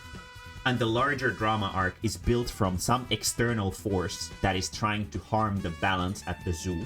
And this external force is the reason to why these dangerous things are happening in the zoo in the first place. What is like the great antagonist that is causing the zoo animals to go berserk, for example. So, for example, the greater darkness that is behind everything can be hinted very early on. Like, let's say, like in Digimon, there's I don't know if you guys have seen the Digimon anime. There are those like dark gears that are embedded into the Digimon that turns them evil. They're gonna be something like one of the scales of the Hydra has turned into a different color, and for some reason, as soon as he goes back to normal, it falls off. And it can be something really small like this, and then you start building up from there into a drama where something is revealed in every little drama arc of the character meeting with the problematic monsters or creatures, and something is revealed about the greater antagonist behind the scenes constantly. And as the greater antagonist is revealed more, you're building towards the final climax is when the main character has to encounter this greater evil that is behind it, that is causing so much strife and so much drama in the zoo. And then they defeat the evil after having the antagonist was the viewer all along. And they fight against the antagonist, but they start losing. But then the effort that they have put into the zoo and into the animals has earned the respect of the zoo animals, and they help him out to fight against the evil again, and they defeat the true evil, big bad evil guy. And then it all lowers down into a basic situation again. Like, this is a classical hero's journey, right? This is a very, very traditional hero's journey, and you can follow this completely as it is. You just insert your own little flair to it, you know? Is like you are the one who decides how the drama works out. You are the one who decides what these set pieces are, and it's up to you to make the set pieces as interesting as possible to make the reader grow interested in your story, right? Yep. Very good. Maybe Bear, if you have some... I'm writing out homework. Bear, if you have some tips or tricks or something like this that you would like to throw Arcade's way. I mean, the thing that I kind of learned was very much with in relation to the tension and whatnot. This I will remark is again, this was from school times when we were more learning to analyze literature than to actually write it. Yeah. But we had the explanation of the I have to translate this from French. You have the initial situation, you have the, so to speak, perturbing element, the disrupting element, I think is a better word, which just starts, it just disrupts the initial situation and causes something to happen. Yes. Then there are obstacles, which the hero needs to overcome in order to finally reach the new normal, the new status quo. We have taken a very good example with Red Riding Hood. In that initial situation, just Red Riding Hood lives with her mom and all is well. Disturbing element is mom just says, "Hey, go bring this basket of food to your grandma." And the obstacles are just like traverse the forest, don't go talk to the wolf, don't spill the wine, don't drink it, or whatever. And she has to succeed at that, and then the new initial situation is going to be grandma is nourished and she can go home. Yes. And so within that, you then have the new initial situation of Red Riding Hood going through the forest, and there's the wolf, and wolf is hungry, and maybe they get their own 4-step program. It's like, it is hero's journey in a much less complex manner, and it can be much more. You can segment any part of your story much more into bits like this. But I find that it is helpful to kind of deconstruct any one scene, any one chapter, etc., to kind of find out where, if you're stuck, like, what am I missing? Is there something that I can just like change in order to come back to this point? And hero's journey is more like a I wouldn't say cookie cutter. It's like an idea that you can follow and not follow. This is a much more general thing that can be applied to a broader set of stories. That's just like, I figured that might be. I do believe we have spoken about this before, actually, Mae-mae, in some previous stream of yours. Yeah. I remember you have expanded on this with climax and whatnot. You actually brought up a really important point, is that not so much related to the deconstruction of the story. That is like, Riding Hood is a very good way of deconstructing your scene to see if there's proper drama in it, if the set pieces of Riding Hood match it. That is a good way of deconstructing situations. But you also mentioned this, that we move from a drama arc into a new status quo, which is really, really important to understand, is that when we're building this sort of tension towards a climax, there needs to be constant growth, or otherwise you're going to start writing this quote-unquote status quo narration, which is, for example, The Simpsons uses the status quo narration, where the drama arc is essentially like this. It's a ring instead of being a like a proper drama arc, where the situation always returns to the neutral position from after the drama has been fulfilled, so that the next episode we don't need to remember what happened in the previous episode, and we can still enjoy the next episode as a separate thing. So effectively all the drama arcs tie themselves together in the end, where the situation from where we started is fundamentally the same that we started with. Maybe the characters learned some little life lessons over the time, but fundamentally the situation is the same from where we started. Simpsons is like it's a very different way of telling. Like, Simpsons is, so to speak, a collection of short stories, of single episodes. And it's very important that you don't start. You have to understand that the drama has to be constantly growing, or otherwise, if you return to the neutral state back again, it's going to take a lot of effort to write it back here, or the drama has to be climbing really, really fast, which can be weird.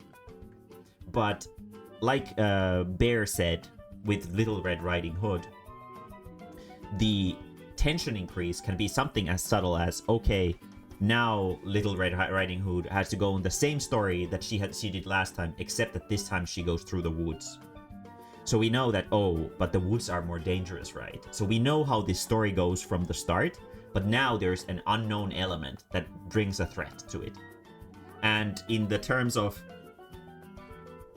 for example, the Zoot story is, first drama arc is about like the Yetis who have been corrupted by the greater evil, and we get a small hint towards the greater evil here, and now that hint is the tension.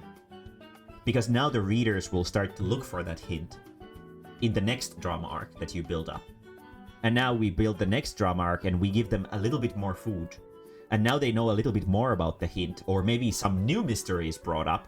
And now there's even more shit that they're like what the fuck is going on here? And what do all of these set pieces mean?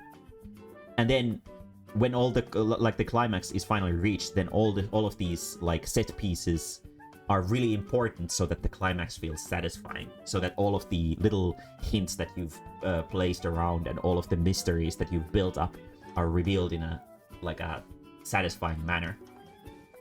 And something that's also really important is that if you start building subplots of different mysteries inside your mystery story, for example, you don't need to reveal all the subplots in the climax. That's not necessary. You can also reveal them along here if they're not. It's the most important main plot that needs to be revealed at climax. But you can reveal smaller subplots during the story. Like for example, in Clownfish Twister, one of the main characters, Ren, he has a subplot, a mystery. He doesn't want to talk about his family. And it's very, very, very, very lightly mentioned in the first volume. Second volume, it's hinted towards a little bit. Third volume, we reach the climax to discover why Ren doesn't want to talk about his family. Mm-hmm. And then he grows better as a person through that, and he grows to love Maru even more, which in turn fulfills another subplot, which is Maru and Ren are in love. And that is also revealed in the third volume. And then in the fourth volume, we start looking into the main plot of Maru's gender and the main plot of Maru's insecurity. Is Ren in love with me because I'm a girl, or is he in love with me because of who I am? And then we reach the answer to both of those in the full climax of the story. So you don't need to be sort of like, oh shit, I need to have all of the things climax at the same time. No. Especially when writing in you have a very easy sort of setup because you have a zoo that has a bunch of different creatures that the characters can encounter. So you can very easily build these drama arcs around these specific encounters with the animals that they meet at the zoo, right? Mm-hmm. But there has to be a deeper or like a longer subplot that is constantly going on, or the main plot essentially, so that it reaches towards the climax. And maybe subplots, there can be human relations subplots, fucking monster relations subplots, basically whatever, these little stories that fulfill each other. And the more you build up towards a story climax, the more satisfying it is for the reader. So if you know your story well enough at the very start of writing it, you can hint at the last boss at the start of the story. Don't worry too much about that, Val. We're not going to talk about monster relations today. Actually, What? But yeah. so the Yeti and the Gorgon are dating? No. No. Please no. But I had to literally consider that. I was like, wait a minute, maybe. No. Hey, I'm supposed to explore ideas. But this is essentially the sort of gist of it is, you understand the basic drama building now. So let's talk about pitfalls in drama. What are massive mistakes that you can make with drama? Let's start from you, Arcade. Do you have any like narrative structures or narrative mistakes that you know that are like this is not something you should do in a written story? Don't leave any loose ends. I mean, that's yeah. It's very unsatisfying if you build up something and you don't give it a satisfying finish. So basically, you don't end up the drama arc with a climax. Yes. Yep. And then another one would be don't over-explain things, or don't go too in depth with something, kind of like the joke telling thing that you were talking about. Mm-hmm. If you give too much detail on something, then it kind of loses its meaning after a bit. So it can, yeah. There's such a thing as excess when it comes down to like for example, if you structure a story in the way where, let's say, it starts off with like a lot of action, and then the next 2 volumes are nothing but lore. It can feel very overwhelming. So yeah, portioning is good. Is like I'm feeling called out. Portioning is very good. You don't have a single volume yet, Bear, so you're fine. Your thing is really unbalanced in the perspective of how much you have done right now. But if you wrote an entire book where it's better balanced out, I don't think it would be an issue. I'm joking more in the sense that I do have 1 to 2 chapters of just pure exposition. Yes. I want to divide it up. Mm-hmm. Yeah, portioning is really important. This is very true. And as Val is saying in chat, Chekhov's gun. Do you guys know what that is? I know, I've heard of the term. I just I can't remember. Mm-hmm. Yeah, same. Is it the whole like something that is introduced very early on and then just like later, I had this gun all along and I've just never used it, and now I'm using it to kill the villain. Yes. It's So the answer to basically, everything sort of thing. yeah. So basically, it's a playwriting term that is also used in classical literature as well. Basically, if you introduce a set piece, it has to be there for a reason, and that reason has to be put to a use at least by the end of Act 3, or something like that. So it's not so necessarily like when you use it, but if you introduce a set piece to the story, that set piece must have a meaning. You cannot introduce any set pieces to a story just for the sake of it. So you can't, let's say, characters walk into a new village that they've never been to before, and they go to the local bar, and a man with a scar on his face walks over to them, and he comes to ask, like, are you guys new here? And the characters are like, yeah. And he's like, I'm a local hunter. And they have a conversation about the local hunting culture, and he walks off. And then the characters go into the town, and it turns out that the whole arc is actually about the local land handling politics. It's got nothing to do with the hunters. So please don't do that. Don't introduce set pieces just for the sake of like creating atmosphere or some stupid cringe shit like that. No, everything has to happen for a reason. And that makes the reading experience a lot more satisfying for the readers as well. This might sound very daunting in the sense that, every single thing that I put into the story has to have a reason. But it's really easy if you just write down, I have this thing that I mentioned on page 47, and it says that, there's a Hunter's Guild, and I need to find a resolution. Why did I introduce Hunter's Guild if it doesn't have any function in the story? I need to figure out a way for it or remove it. So just don't introduce bullshit like that. And from bullshit to another, Deus Ex Machina.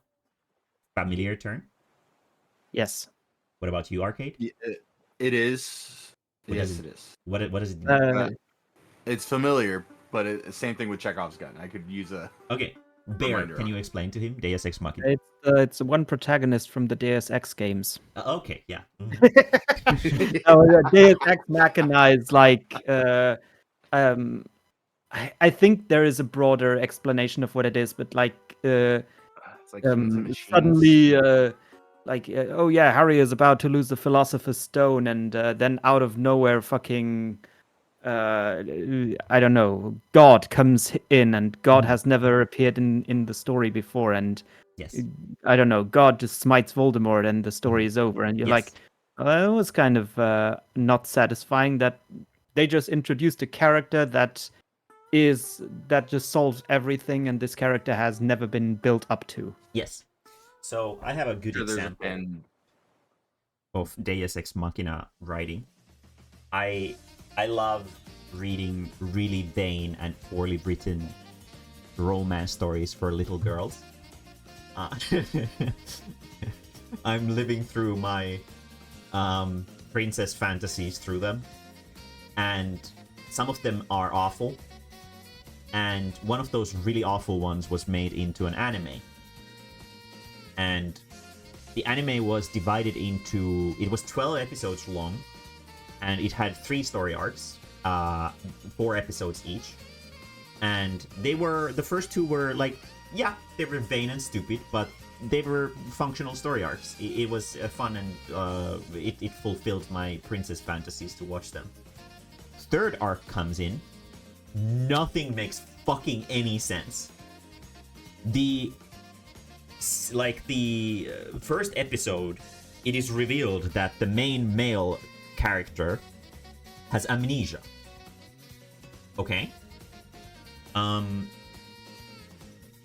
Why they have amnesia?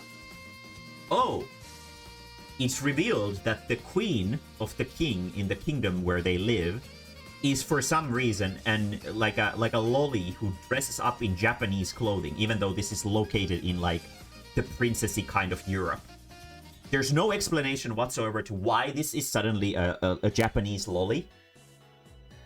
And she's supposed to be 60 years old. And I'm like, okay, this is really fucking suspicious. What is this? She's like fucking temporal demon from the evil Japanese empire. The main character, the girl, she has to go through some efforts to make the male main character who has lost his memories fall in love with her again. Okay, pretty basic shit. So the plot comes to a climax where the girl is close to returning the memories of the male lead, but there's an evil magician who has been following the group for the story so far and acting as a good guy. There's an evil magician who she has to fight in order to defeat and regain the memories for her loved one. She fights, an episode ends where they fall off a cliff in the middle of the fight, and it's left at a big cliffhanger. Next episode starts, they're in jail, both of them. No explanation is given to why they are in jail. They're just in jail, and suddenly the evil wizard, who was completely evil up to this point, is suddenly really regretful over the evil deeds that he has done. And the main character escapes the prison for whatever fucking magical bullshit reason. And the evil wizard is like, I'm so sorry that I'm going to give you my magical eye that is going to make this evil machine that is giving false memories to your boyfriend. It's gonna turn it off. But he describes the magical MacGuffin that he gives as something that is like an omnipotent item. Basically, it can basically do anything. He gives it to the girl, and the girl is like, okay, thanks, bro. She rushes over to her loved one, and the loved one is hidden, or the machine that is controlling the loved one is behind a door, and the loved one is there as well, sleeping on a flower bed like fucking Snow White. And she's encountered by her main antagonist, who is a heroine who wants to stop her, because the main character is the villainess. She's the bad guy, quote unquote, even though she doesn't ever do anything bad or whatever. The heroine, whatever, is there, and she has a magic sword. but the main character is also chosen by the magic sword, and she also has a magic sword, and they engage in an epic magic sword fight, and they're constantly the antagonist of the story keeps turning around and like talking to some random characters behind her, even though she's supposed to be fighting, and the good guy heroine is just like, okay, shit, she's distracted, I shouldn't attack her right now. Already fucking annoying. She's supposed to be the villainess. Fucking kill her now, please. She doesn't do that. Instead, they keep fighting with their magic swords, and it's really epic. Or it would be if it hadn't been explained in the first arc that the magic sword cannot harm humans. Both of which the characters are humans. So we have no idea why the fuck they're fighting so seriously with the magic swords, because they cannot harm each other with them. So it's a completely pointless catfight. And the main character is obviously defeated, because they have to be defeated so that we can see the darkest pit of the story. And then, as soon as the antagonist is about to kill her, a raven comes from another dimension and breaks the door to the magic device. The magic device just so conveniently happens to have a hole perfectly in shape and size for the magic eye that the wizard gave, and she puts it there, and for some reason the Japanese lolly turns into a fucking like a prune. She dries up and dies, and the story ends. Yeah. And I'm like, what? Excuse me, what the fuck? It was the most annoying, stupid horseshit garbage ending that I've ever seen to an anime. The Deus Ex Machina essentially refers to a story element that comes out of nowhere with no prior build-up and solves the situation. Or alternatively, it can also bring a problem into the equation. It's really frustrating to read a story where bad things happen because drama. So the characters have just solved everything and there's nothing that could possibly go wrong, and then suddenly, oh, but the meteorite is coming down from from space. If the meteorite isn't built up at all, it's insanely not satisfying at all to find out that, fuck, they can't fucking catch a break. Now there's a stupid meteorite there. So it's extremely important that you build up a reason to why things happen. And the resolution to drama, the climax, has to come from the characters in a way that the reader can relate to. I don't think there's a lot of people in chat or out of you two who can relate to magical ravens coming from the fifth dimension to save you when you're in dire situations. I mean, one point in my life, maybe, but That doesn't happen that often, does it? It doesn't. But basically, the gist is you cannot introduce set pieces out of nowhere. That is not okay. I just had a random thought, like, from the perspective of all the other characters in One Punch Man, Saitama is like their Deus Ex Machina. Yes. Saitama is a parody of Deus Ex Machina as a character. Yeah. I mean, obviously, he's not to us because he's built up to it, but, like, yeah, he solves all the problems to all the other characters. He does. I just found that thought very funny. Yeah, he is, and the reason to why I don't really enjoy One Punch Man a whole lot anymore is because it doesn't tell us a parody story about the Deus Ex Machina character, Amarisu, basically. It's instead telling us a traditional Shonen Jump action story about the other characters who are weak. But none of the drama that they come up with matters, because we know, as the reader, that Saitama can just one-punch the problems away. So why should we as readers be invested in the story of fucking a pretty prisoner who is having a dramatic battle with some fucking hobo in the dungeon? Like, why should I be invested in that when I know that when Saitama comes in, he's just gonna slap them once and they're dead, right? The world isn't in danger because Saitama is there, so there's no tension. Yeah. This is why Mob Psycho is better than One Punch Man. I feel it has its reasons. I understand both sides of the argument. Oh, the reason to why it's the way it is because that kind of narrative works. Most people who watch One Punch Man don't watch it because, oh, the narrative has to be, it has to be completely correct and stuff like this. They mostly watch it because, it's fun to look at cool anime characters fighting with cool powers. That's a lot more realistic reason to why people enjoy it so much. And I would be lying if I said that I don't have any interest in the side characters, specifically Tatsumaki. She's fucking cute as shit. I love that. Yeah. And she reminds me a lot of Pain, which is part of the reason. Pain is older, by the way. She was created before Tatsumaki, so if anything, Tatsumaki is a ripoff of her. Okay, just putting that out there. Really. But yeah, Deus Ex Machina is a huge issue that you shouldn't do.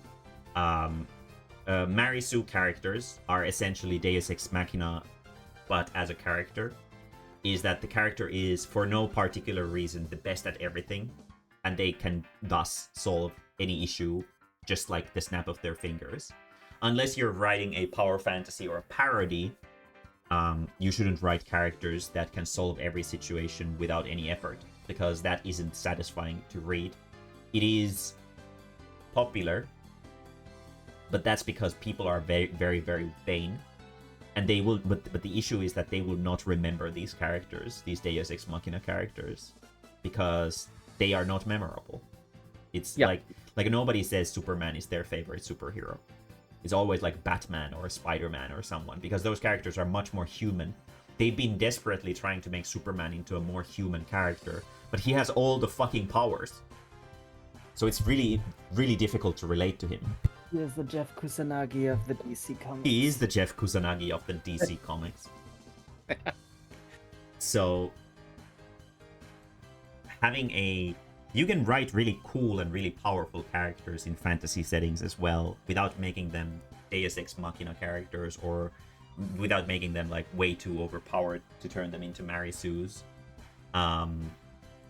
Let's say, like, if you want to write a character who has all the superpowers, then make them a really shitty person who has a lot of like interpersonal issues, so that they feel like, oh shit, okay, they have like all of these fucking problems, even though they have all this power.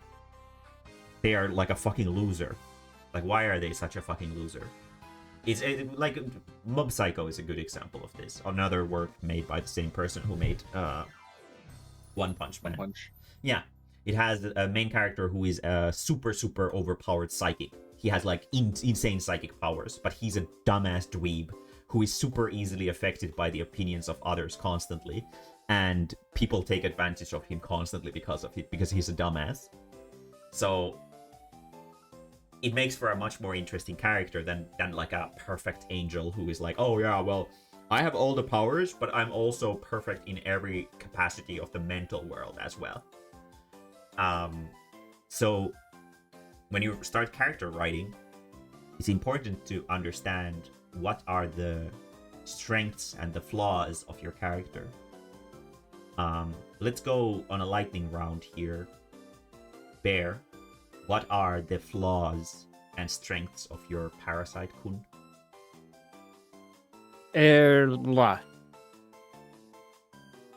I need to kind of put think about it.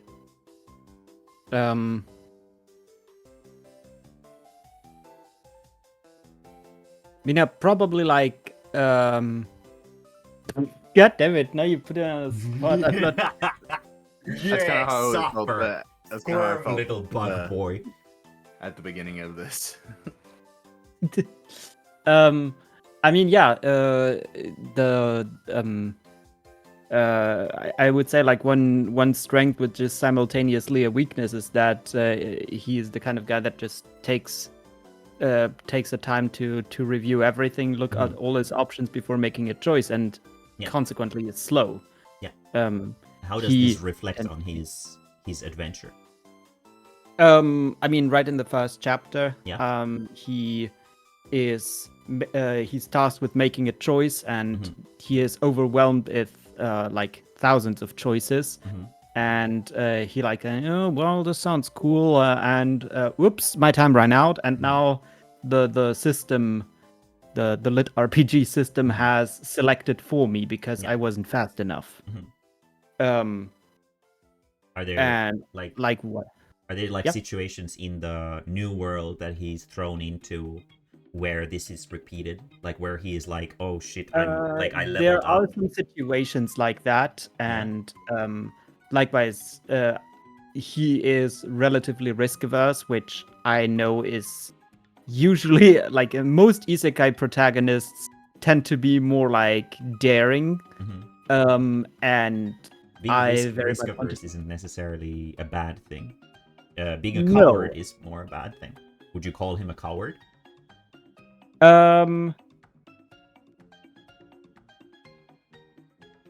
I'm not sure if I would. Yeah, I didn't really get the impression from him that he's a coward either. He's Yeah.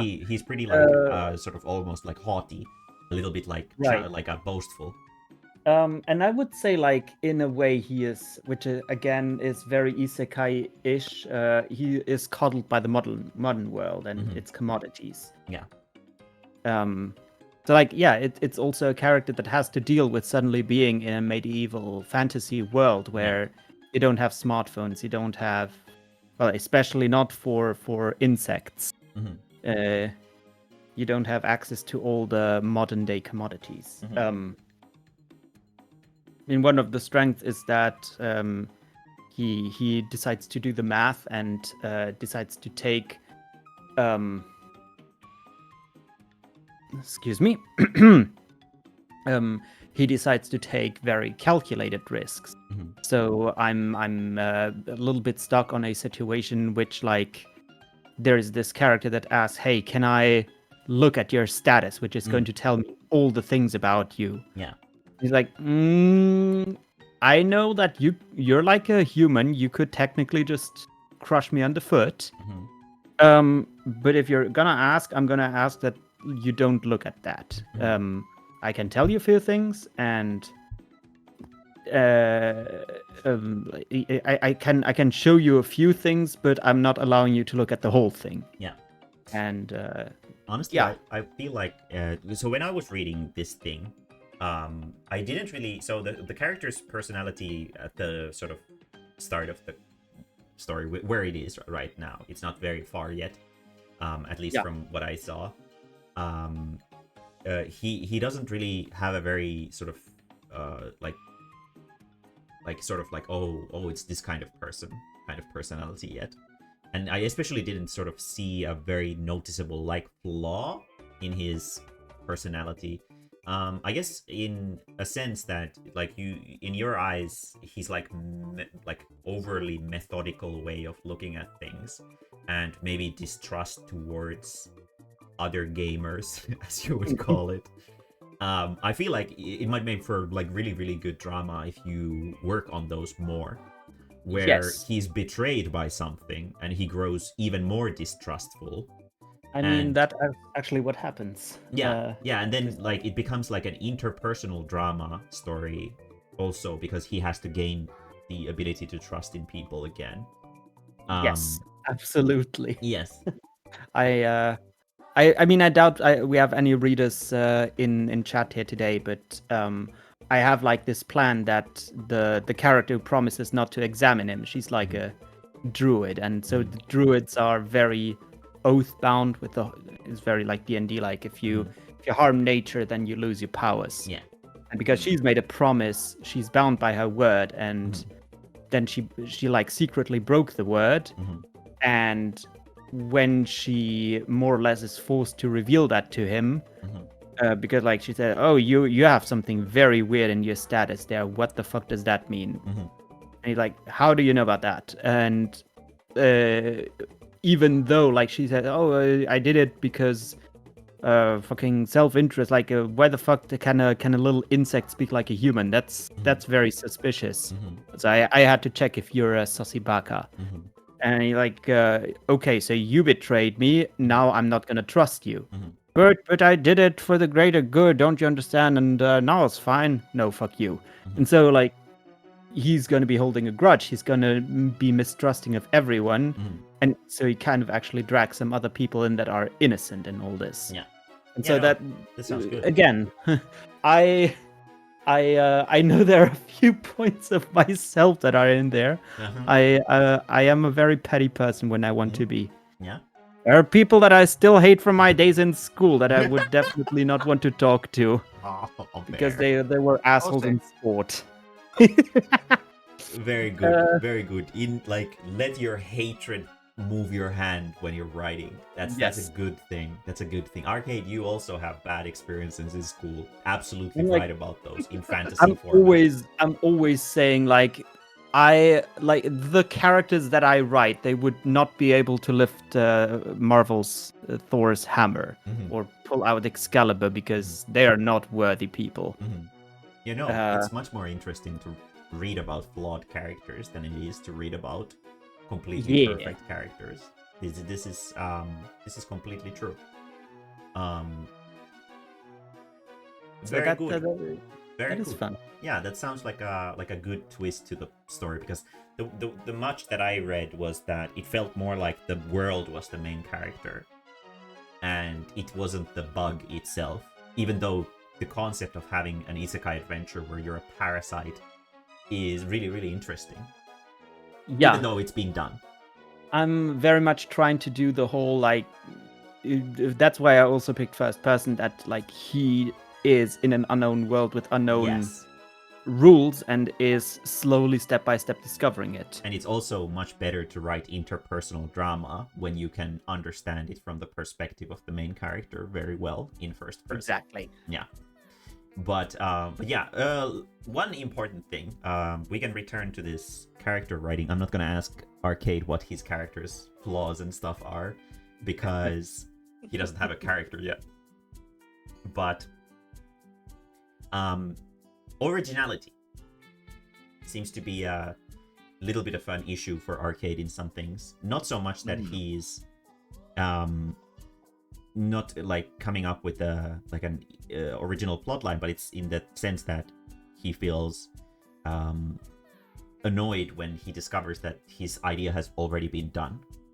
To that I say, like we have a saying in German, is to steal from one author is plagiarism. To steal from a lot of authors is research. And like I think basically everything has been done by someone somewhere at some point. Yes. Like I still remember there was a huge debate that the plot of Aragon basically follows the Star Wars plot exactly. Oh yeah. And Aragon is still an incredibly successful novel. It's amazing. Yeah. It is a hero's journey. Final Fantasy XII is also a copy of Star Wars. Harry Potter is I also a haven't played copy that of Star one. Wars. But yeah, you can if you try to do something completely original, then you're going to have to go incredibly obscure, and you're going to have a very, very weird story, because I love checking TV tropes, which everyone who has been here has probably like at some point gotten into the TV tropes death spiral. And just basically everything exists in some form as a trope.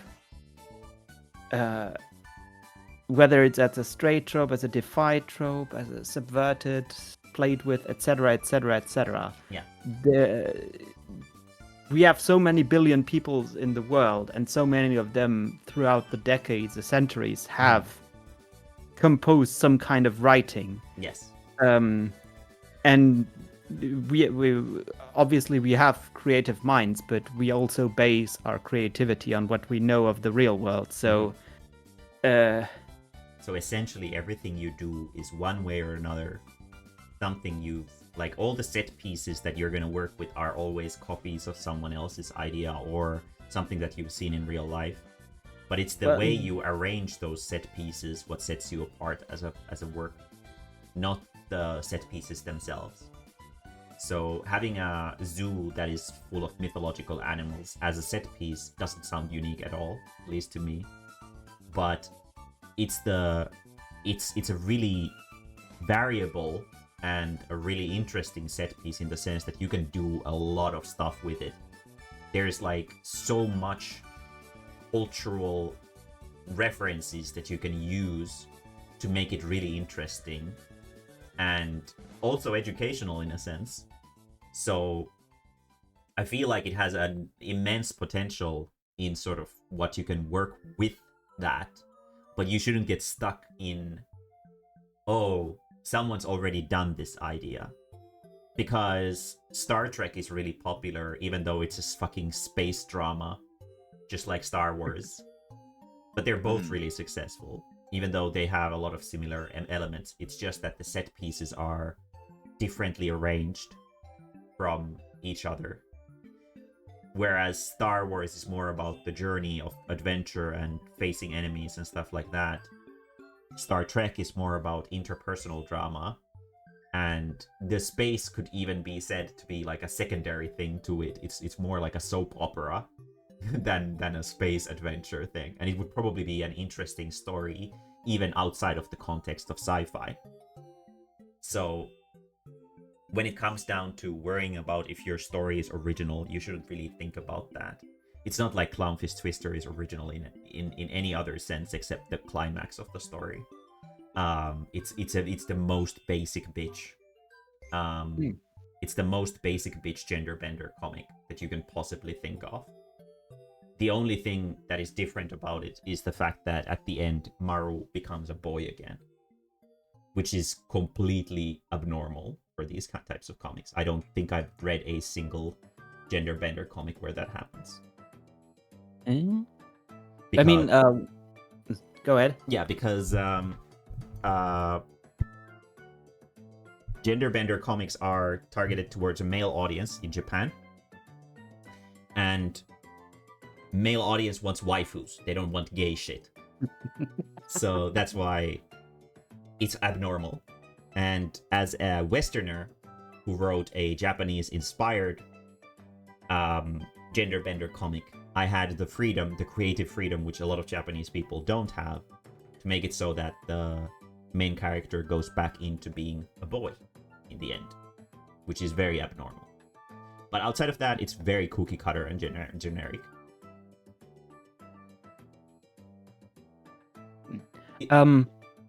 Like Can I- Ben ran out of Yeah. ink. Go ahead, go ahead. I wanted to say if Arcade, if you were looking for like something original to do, I really love Monster Musume, the fucking hentai with like the guy that gets a lot of monster girls. I like that you Um, call it a hentai. Fucking I don't know. Yeah, is it hentai? I mean, that's what it was. That's what it was before it became like Yes, a mainstream. it used to wasn't be a it? hentai, yes. The thing that I really love about that story is that they put so much emphasis on all the monster girls needing special accommodations. Yeah, like fucking Snake Girl is cold-blooded. Okay, so she needs a warmed house and Yeah. whatnot. And with a zoo that treats exotic mythical animals, that could definitely be a thing. Like, yeah, Bigfoot might have like an office that is just perpetually in Arctic temperatures because otherwise he just gets heat stroke Lives in the or winter. something, and that causes trouble because nobody can enter his office without first putting on a coat or something. So that's always fun. Yeah, there's a lot of like easy lore that you can think of because a lot of mythological creatures are built around a lot of like rules and like, oh, this is a fucking nightmare demon, so they only approach you when you're sleeping or something like that. So there's a lot of different set pieces that you can work with because they already have so much pre-established lore to them. So I think that it's a very like a, what is the word when like the ground that has been burnt by a volcanic eruption is like really fertile. It's a very fertile soil for writing story. A word for that? I think it's called fertile. It's fertile soil. You're just thinking of something pervy because you're from Ethlist. No. Raising? But the thing is, what is still most important, and absolutely the most important thing of all, is that the drama has to function. that should always be the number one priority, is to make sure that the drama functions, because even if the drama doesn't function, nobody gives a shit that the Yeti is living in the Arctic temperature if there's no, proper reason to why we should be interested in the Yeti, right? Mhm. So Correct. so always keep Yeah, the drama obviously. at the center of everything. That's it's very, very important. But yeah, it's already midnight. Do you guys still want to keep talking, or should we end it here? I feel like we've covered a lot of like basic topics in terms of narrative already, but there are still like small tidbits and shit that we can cover if you guys want to talk more. I still have some energy. Okay. I Arcade? can keep going too. Okay. I have a lot already, and over the time that I've been listening and we've been discussing this, like I've already been kind of building things up in my head, going, okay, I could totally do this with this story. I could do this now too. Okay, Very this makes good. sense. I can incorporate this. So I do have a lot now, but if you do have some more pointers, I can stay on a little bit longer. About writing itself, like the physical act of writing, there are different ways of approaching it. I would like to say that while I said that 10 pages like a week sounds like a lot, Mhm. at the moment it does, but that's not saying that I can't do that in the future after Yeah. a little bit of practice and No, getting absolutely. building up to that. Yeah, absolutely. It's a good thing to set goals. And something that I would personally always recommend, and this doesn't work for every styles of writing, but I personally think that when it comes down to producing art of any kind, especially if it is a larger work, like a complete saga or something like that, it is best if you can keep a constant workflow going. It doesn't matter if you write like half a page every week, but you have to set yourself a specific boundary that you cannot go underneath, so that you keep up the writing, and so that you keep your mind constantly mulling over, like, what can I work with this? What can I do with this? How can I build this into a proper narrative? Or how can I make this interesting? Having the story constantly rolling in the back of your head is really good for the creative process, and then it doesn't dry out. It keeps it fresh, kind of like a Yeah, cement because mixer. if you stop writing for a long period of time, it can feel as almost as difficult as starting to write from the beginning to get back into the writing process. It's good, in my opinion, to set yourself a strict page amount every week that you must produce. And the reason to why I say this isn't functional with all kinds of work is because, for example, if you write for an online publication style thing, for example, like Bear does, if you want every chapter to be sort of like, I guess, like good in your own head, you can get sort of trapped into this because you're putting yourself out there. So you don't want there to be mistakes and complete nonsense bullshit ideas in the story. So you can sometimes end up overthinking things because you're afraid that if that's that's not a good idea, that's a bad idea, and this might end up with like and this obviously, this kind of writing where you're basically trying to write a complete product. Every time you release a writing, it's a complete product. You can't do this if you're constantly pushing yourself to create something, because not every week you can be as creatively fruitious as you can in others. So that's why you have to take this with a grain of salt. But if you're writing for no one in particular, at least for now, or if you're writing in the sense that I'm gonna write a shitload in advance and I'm gonna start releasing these chapters only after I'm far enough into the story that I'm confident with it, in that case, you absolutely should have a strict page limit that you must write every week, because that forces you to put out even your shittiest ideas on paper. And sometimes those shitty ideas can grow into something really good. I write in a style called progress writing, which I've explained to Bear a few times, but obviously because he's doing an online publication style work, it doesn't necessarily work for him. But basically the idea is that at first I write a story from start to finish, and I put all of my shittiest ideas into it. All of my best ideas into it. Anything that comes into my mind, I just write it there, and I hope that it makes some lick of sense.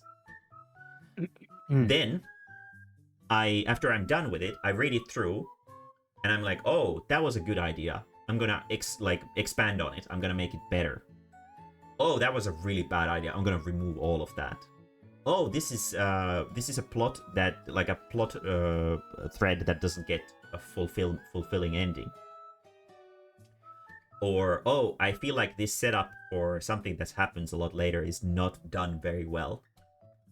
And I basically work up from there. And I noticed, for example, with the second volume of the witch thing that I'm writing, is I came up with this really interesting idea towards the end about dragons. So in this world, basically all the fantasy tropes are these bastardized, super awful things. Like really, really bad things. And I came up with this cool idea for what dragons are like in this world. And there's a lot of dragon-related drama built around the end portions of the story. And it turns even into interpersonal drama because one of the characters has some background with dragons. And now that I'm doing the first sort of rough draft version of the book, I realized that, because I came up with this idea for the dragons very late into the book, I don't have any build-up for it.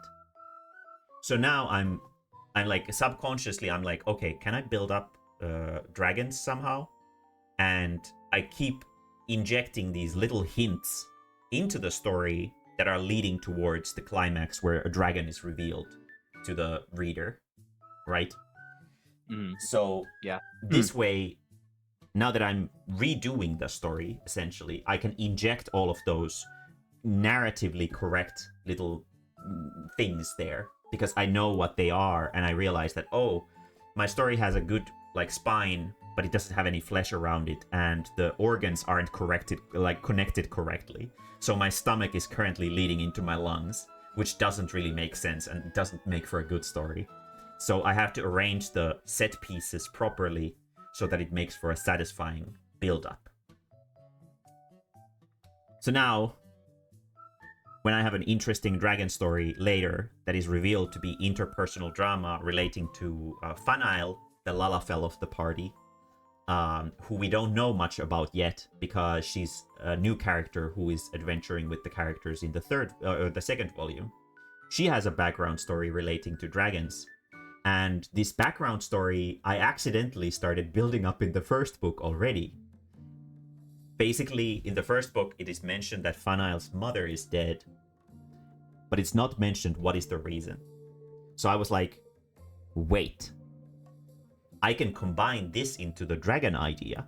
And then I start writing, something happened relating to dragons to Fanail's mother.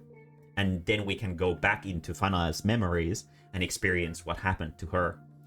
And now that we encounter the dragon in the real world, we can understand what Fanail's disposition is towards the dragons because we know about her background with them. So basically it makes for a fulfilling climax to the story, and it is also just a set piece. The whole dragon thing is just a set piece to build up the one of the two main antagonists of the story, which has been hinted towards from the very start of the series. The dragon is built up as the greater antagonist of the entire book, but it turns out that it's not. There's something even greater evil than the dragon lurking within the darkness. And basically this by process writing, you can be like, oh wait, but these ideas could connect together. Oh wait, but this idea could connect to that. And because you have so much material, because you've already written the book from start to finish, you have a lot of basically set pieces to work with, and you can decide how you arrange them in a very like more satisfying manner. And God, I've removed so much shit from it too. There was like, so originally I had this idea that there's this village that is like, they're like mind controlled by some kind of magic or something. So I was like, oh, how about I write like about cults? Like there's like a cult in the village. And the fantasy world is not introduced to the concept of cults yet. So they don't know how to handle it. So it turns out that the witch has like a sister. And the sister was like indoctrinated into a cult at a young age. And because of this, the main character hates her, and she has a very negative disposition towards these cults. But then when I started writing the village, it turned out that it wasn't really, it's culty, but it's not really a cult, because it's not revealed to be a particularly religious reason to why they're doing what they're doing. So now there's no fulfillment to the cult plot. It doesn't have a climax. There's nothing that the cult plot is directly related to, because the villagers aren't cultists after all. So I have to remove the whole part about the cult sister, which is, it was like 20 pages of text. So I was just like, throw it out the window. It's garbage. And I replaced it instead with like different like the when I talked about the witch's conversation in the train with the night friend was added to fulfill these, like the sort of amount of text that I had previously, and it's a different kind of interesting. And the cult is removed, and instead we are working much harder into the concept of what dragons are and why are they evil and why are they like a negative presence in this world. And it removes one unnecessary plot point from the story. And Bear has disappeared. Oh, there he is again. Yeah, I don't know what happened there. But basically, you have to understand how to let go as well. Just because you put, I think it was fucking Calliope Mori, the VTuber legend, who said that it's a very bitter reality to discover that just because you put a lot of effort into something doesn't mean that it's a pile of shit. You know? So, yeah. Just because you put some effort into the writing doesn't mean that you have to always stick to it. You have to let go sometimes. And this is a lot easier to do when you already have the story written from start to finish, because you can see that, 20 pages sounds like a lot, right? But it's not that much when you have 240 pages. It just takes away 20 pages from it. It's not even 10%. So you remove that part, and maybe you fulfill the void if you want to with some other little tidbits, or just improve the language structure in the text, and that already adds the 20 pages to it. So it's not as easy to let go of bad ideas when you have this whole story as a concept, and you can see the whole picture much better, which is why I would highly recommend trying process writing instead of trying to write complete text straight from the start. Basically, it's the same idea as drawing an image, and you start off with a sketch, right? You start off with the sketch of the story, and once the sketch is done, you do the line art of the story. And once the line art is done, you add the colors to the story. And that's when the story is finally done. And then that's when it's ready to be released. And, like, for example, Bear has read the sketch version of The Witch Thing, which was the all ideas to the wall version. Yes. And now the one that is in the Discord server is the line art version. And then, before I make it into a book, I want to finish all 3 volumes, all the first 3 volumes of the book as writing, because then I can build up towards set pieces that make like appearances in the later books, in the previous books, which makes them much more satisfying to encounter once they come up in the story, you know? Okay. So that's why I don't say that the story is complete until I finish the first 3 volumes, so that everything that is built within those 3 volumes can be satisfyingly built up from the first volume up. And you can't do this if you do it where you have to produce complete works constantly, because there's no way that you're so insanely perceptive that you think of all the potential great ideas that you could have in the moment, right? Which is why you have so much of that that like the planning like Bear has, and I think Arcade also has, is because you try to write perfection in a sense. Maybe not in the literal sense, but you're trying to write a text that you don't need to be ashamed of for releasing. And I personally would encourage to write the shittiest garbage that you can think of as the first thing. And then once that's done, you can improve on it. And you can improve on it. You start polishing the turd until it becomes a diamond from the pressure of polishing so much.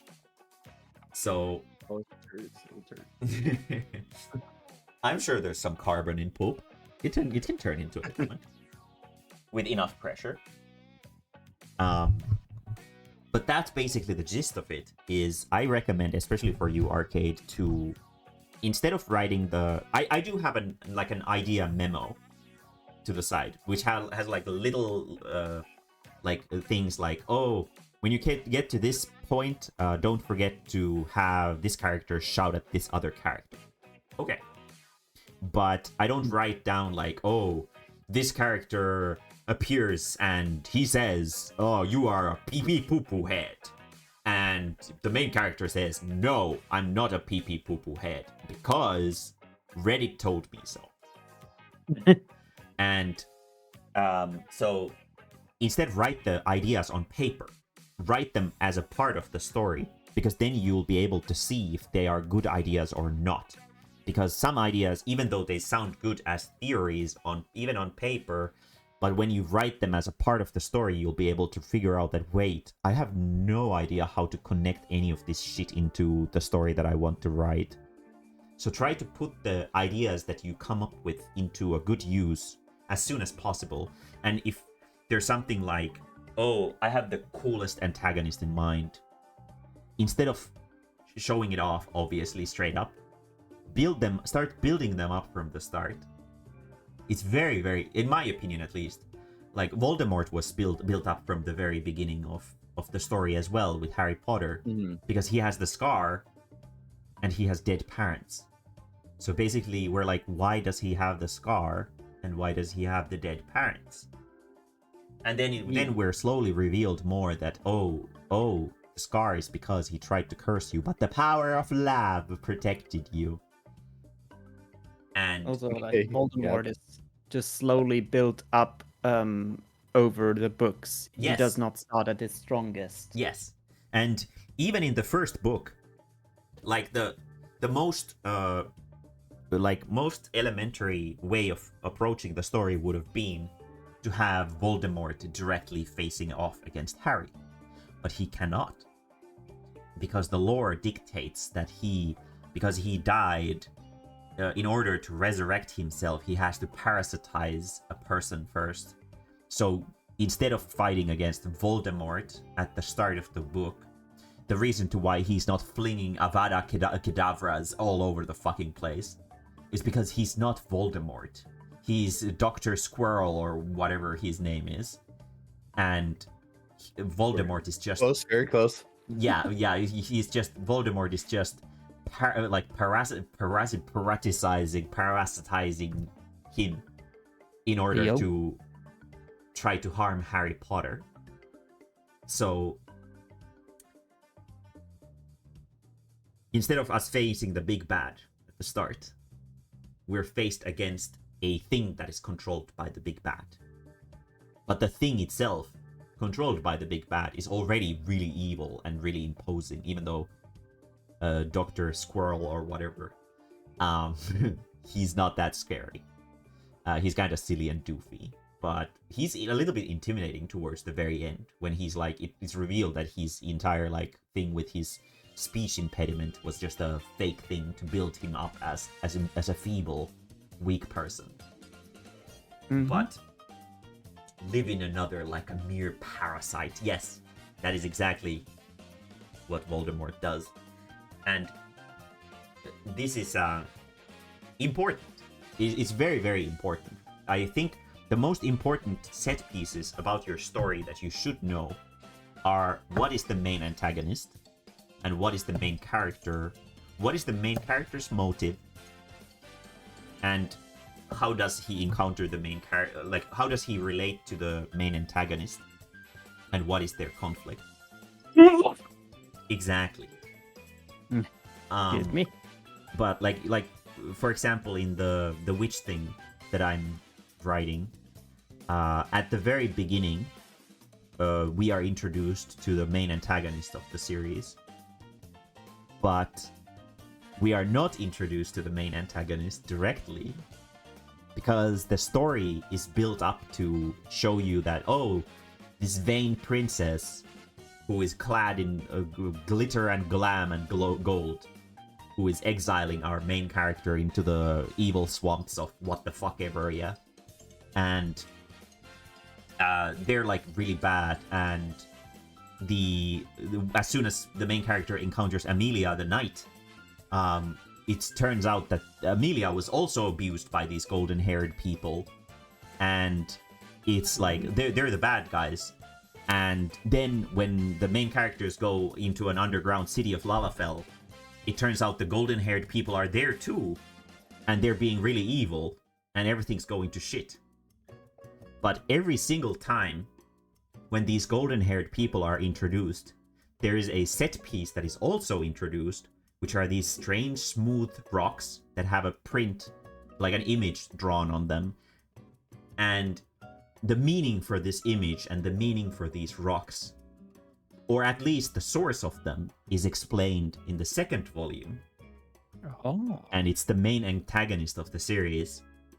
But the main antagonist's motive is not explained at all. In fact, nothing is explained except for like very cryptic phrases and like complete like nonsense basically to the reader. And then in the third volume, it is revealed what the motive of the main antagonist is. The book series doesn't end at 3 volumes, probably gonna be like 6 in total, but 3 is what I want to finish before I start throwing it to publishers and stuff. And releasing like self-published versions of it as a preliminary sort of little thing. So we are built to believe that these vain golden-haired people are the antagonist of the series, but the thing that they are constantly revolving their actions around are these strange out-of-place rocks. And then it's revealed that the rocks are some kind of entity, or they're related to an entity of some kind. And that's revealed in the second volume. So it's a lot more intimidating and a lot more satisfying thing for the readers to experience when an antagonist is built up from a long time ago, right? So I highly recommend to think up what is the evil, like, opposing force of this universe that you're trying to write. And the more connection to the main character you can create for it, the better. Generally, having an evil character who's just like, well, I'm evil because fuck you. Not the most interesting thing, but if the evil has a motive, especially if that motive is related to the main character, it's really good. And like there's and you can you can play with this as much as you want. There can even be multiple antagonists that represent different, but they just have to represent different sides of evil, essentially. So you can't have like, oh, we have the Fire Nation that's attacking and the Lightning Nation that's attacking, and they both have the same idea. They just want to attack things because it's the funny meme, right? Mhm. For the evils. So instead, in like the witch thing, for example, I have two main antagonists for the story. Neither one of them are these vain golden-haired people. There is a human, a human relatable antagonist. And then there is the eldritch antagonist, which is like the embodiment of evil and absolute darkness. And these two are separate from each other, these evils, but they're also connected at the same time. But they drive their point through for different purposes. The absolute darkness of evil has its own like hyperbolic, insane plans of like escaping the coils of reality or mortality or whatever.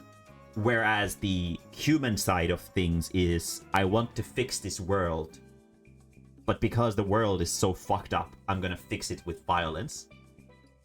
So we have two different opposing forces that are both antagonizing against this main character, but they are equally evil and equally important in the story, but they represent a completely different side of the coin. So if you want to write like multiple characters, which is totally fine, and you want to sort of add like an element of like something more unique into the, like, let's say like you have two mentor characters to a character, but they're both guiding the main character, like in the hero's journey, they're guiding the main character into two different directions. So it creates drama from which mentor is he gonna listen to when they both have a good point in one or two different things and a bad point in one or two different other things, right? So you can do a lot of things like this with the hero's journey standard and just add or move or alter or edit the concept slightly to create very good and functional drama. So you can make like more fulfilling reading material as well. Or so I think, at least.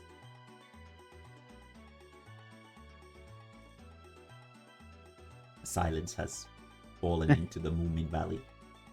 I am trying to keep up on my notes. Very good. I'm mostly listening, but what I said earlier, I had some energy. I noticed that energy is starting to run out.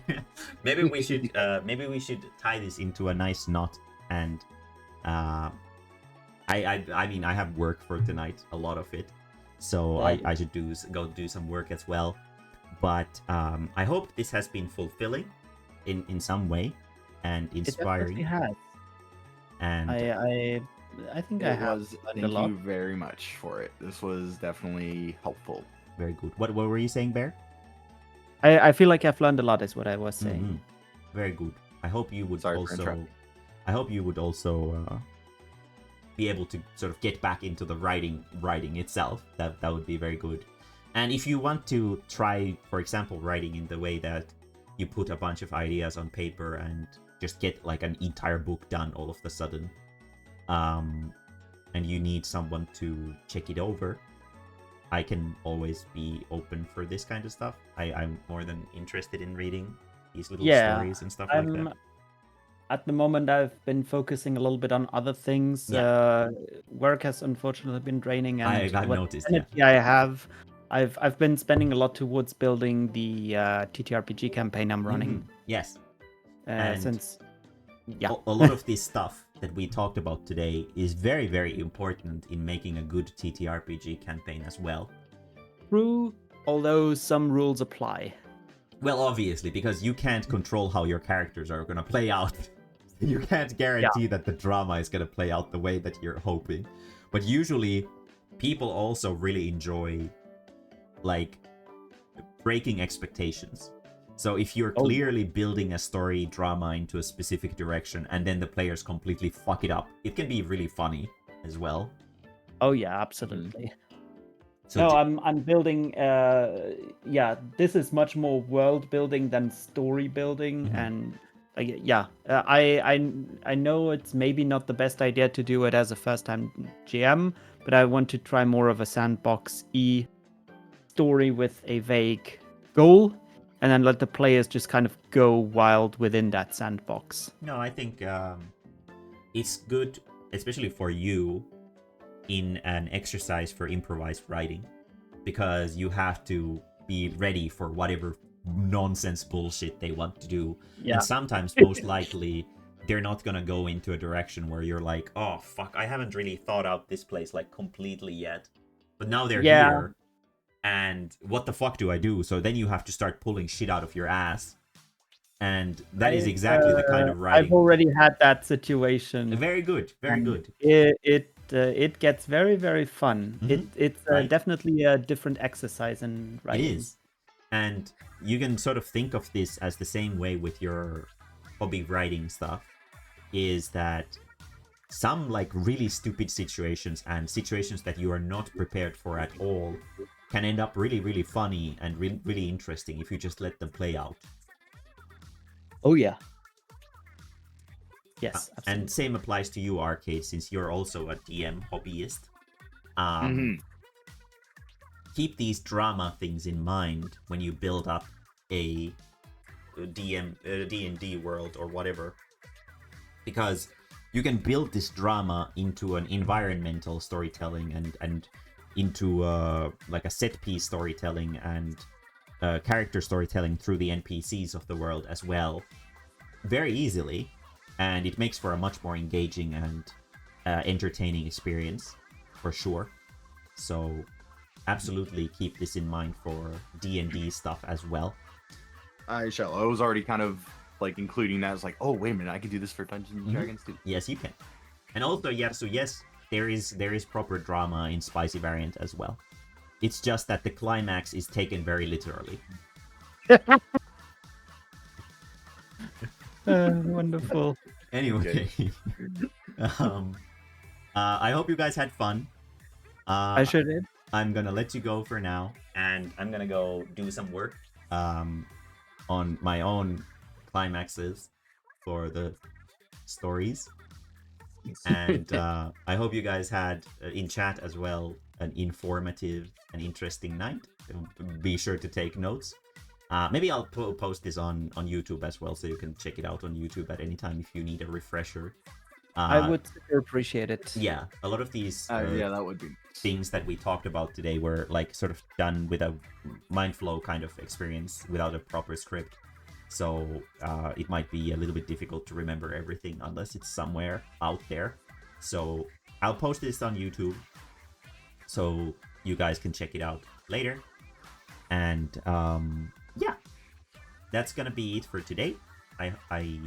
Tomorrow we're gonna do some Evil Within, and I'm probably gonna whine about it as I did today. And it's really frustrating when there's really interesting set pieces, but they're not built up properly. But anyway, I will see you guys again tomorrow, and that's gonna be it for tonight. Thank you very much for joining me. Bye. Thank you very much to you for Bye. having both of us. Bye bye. Very good. Bye.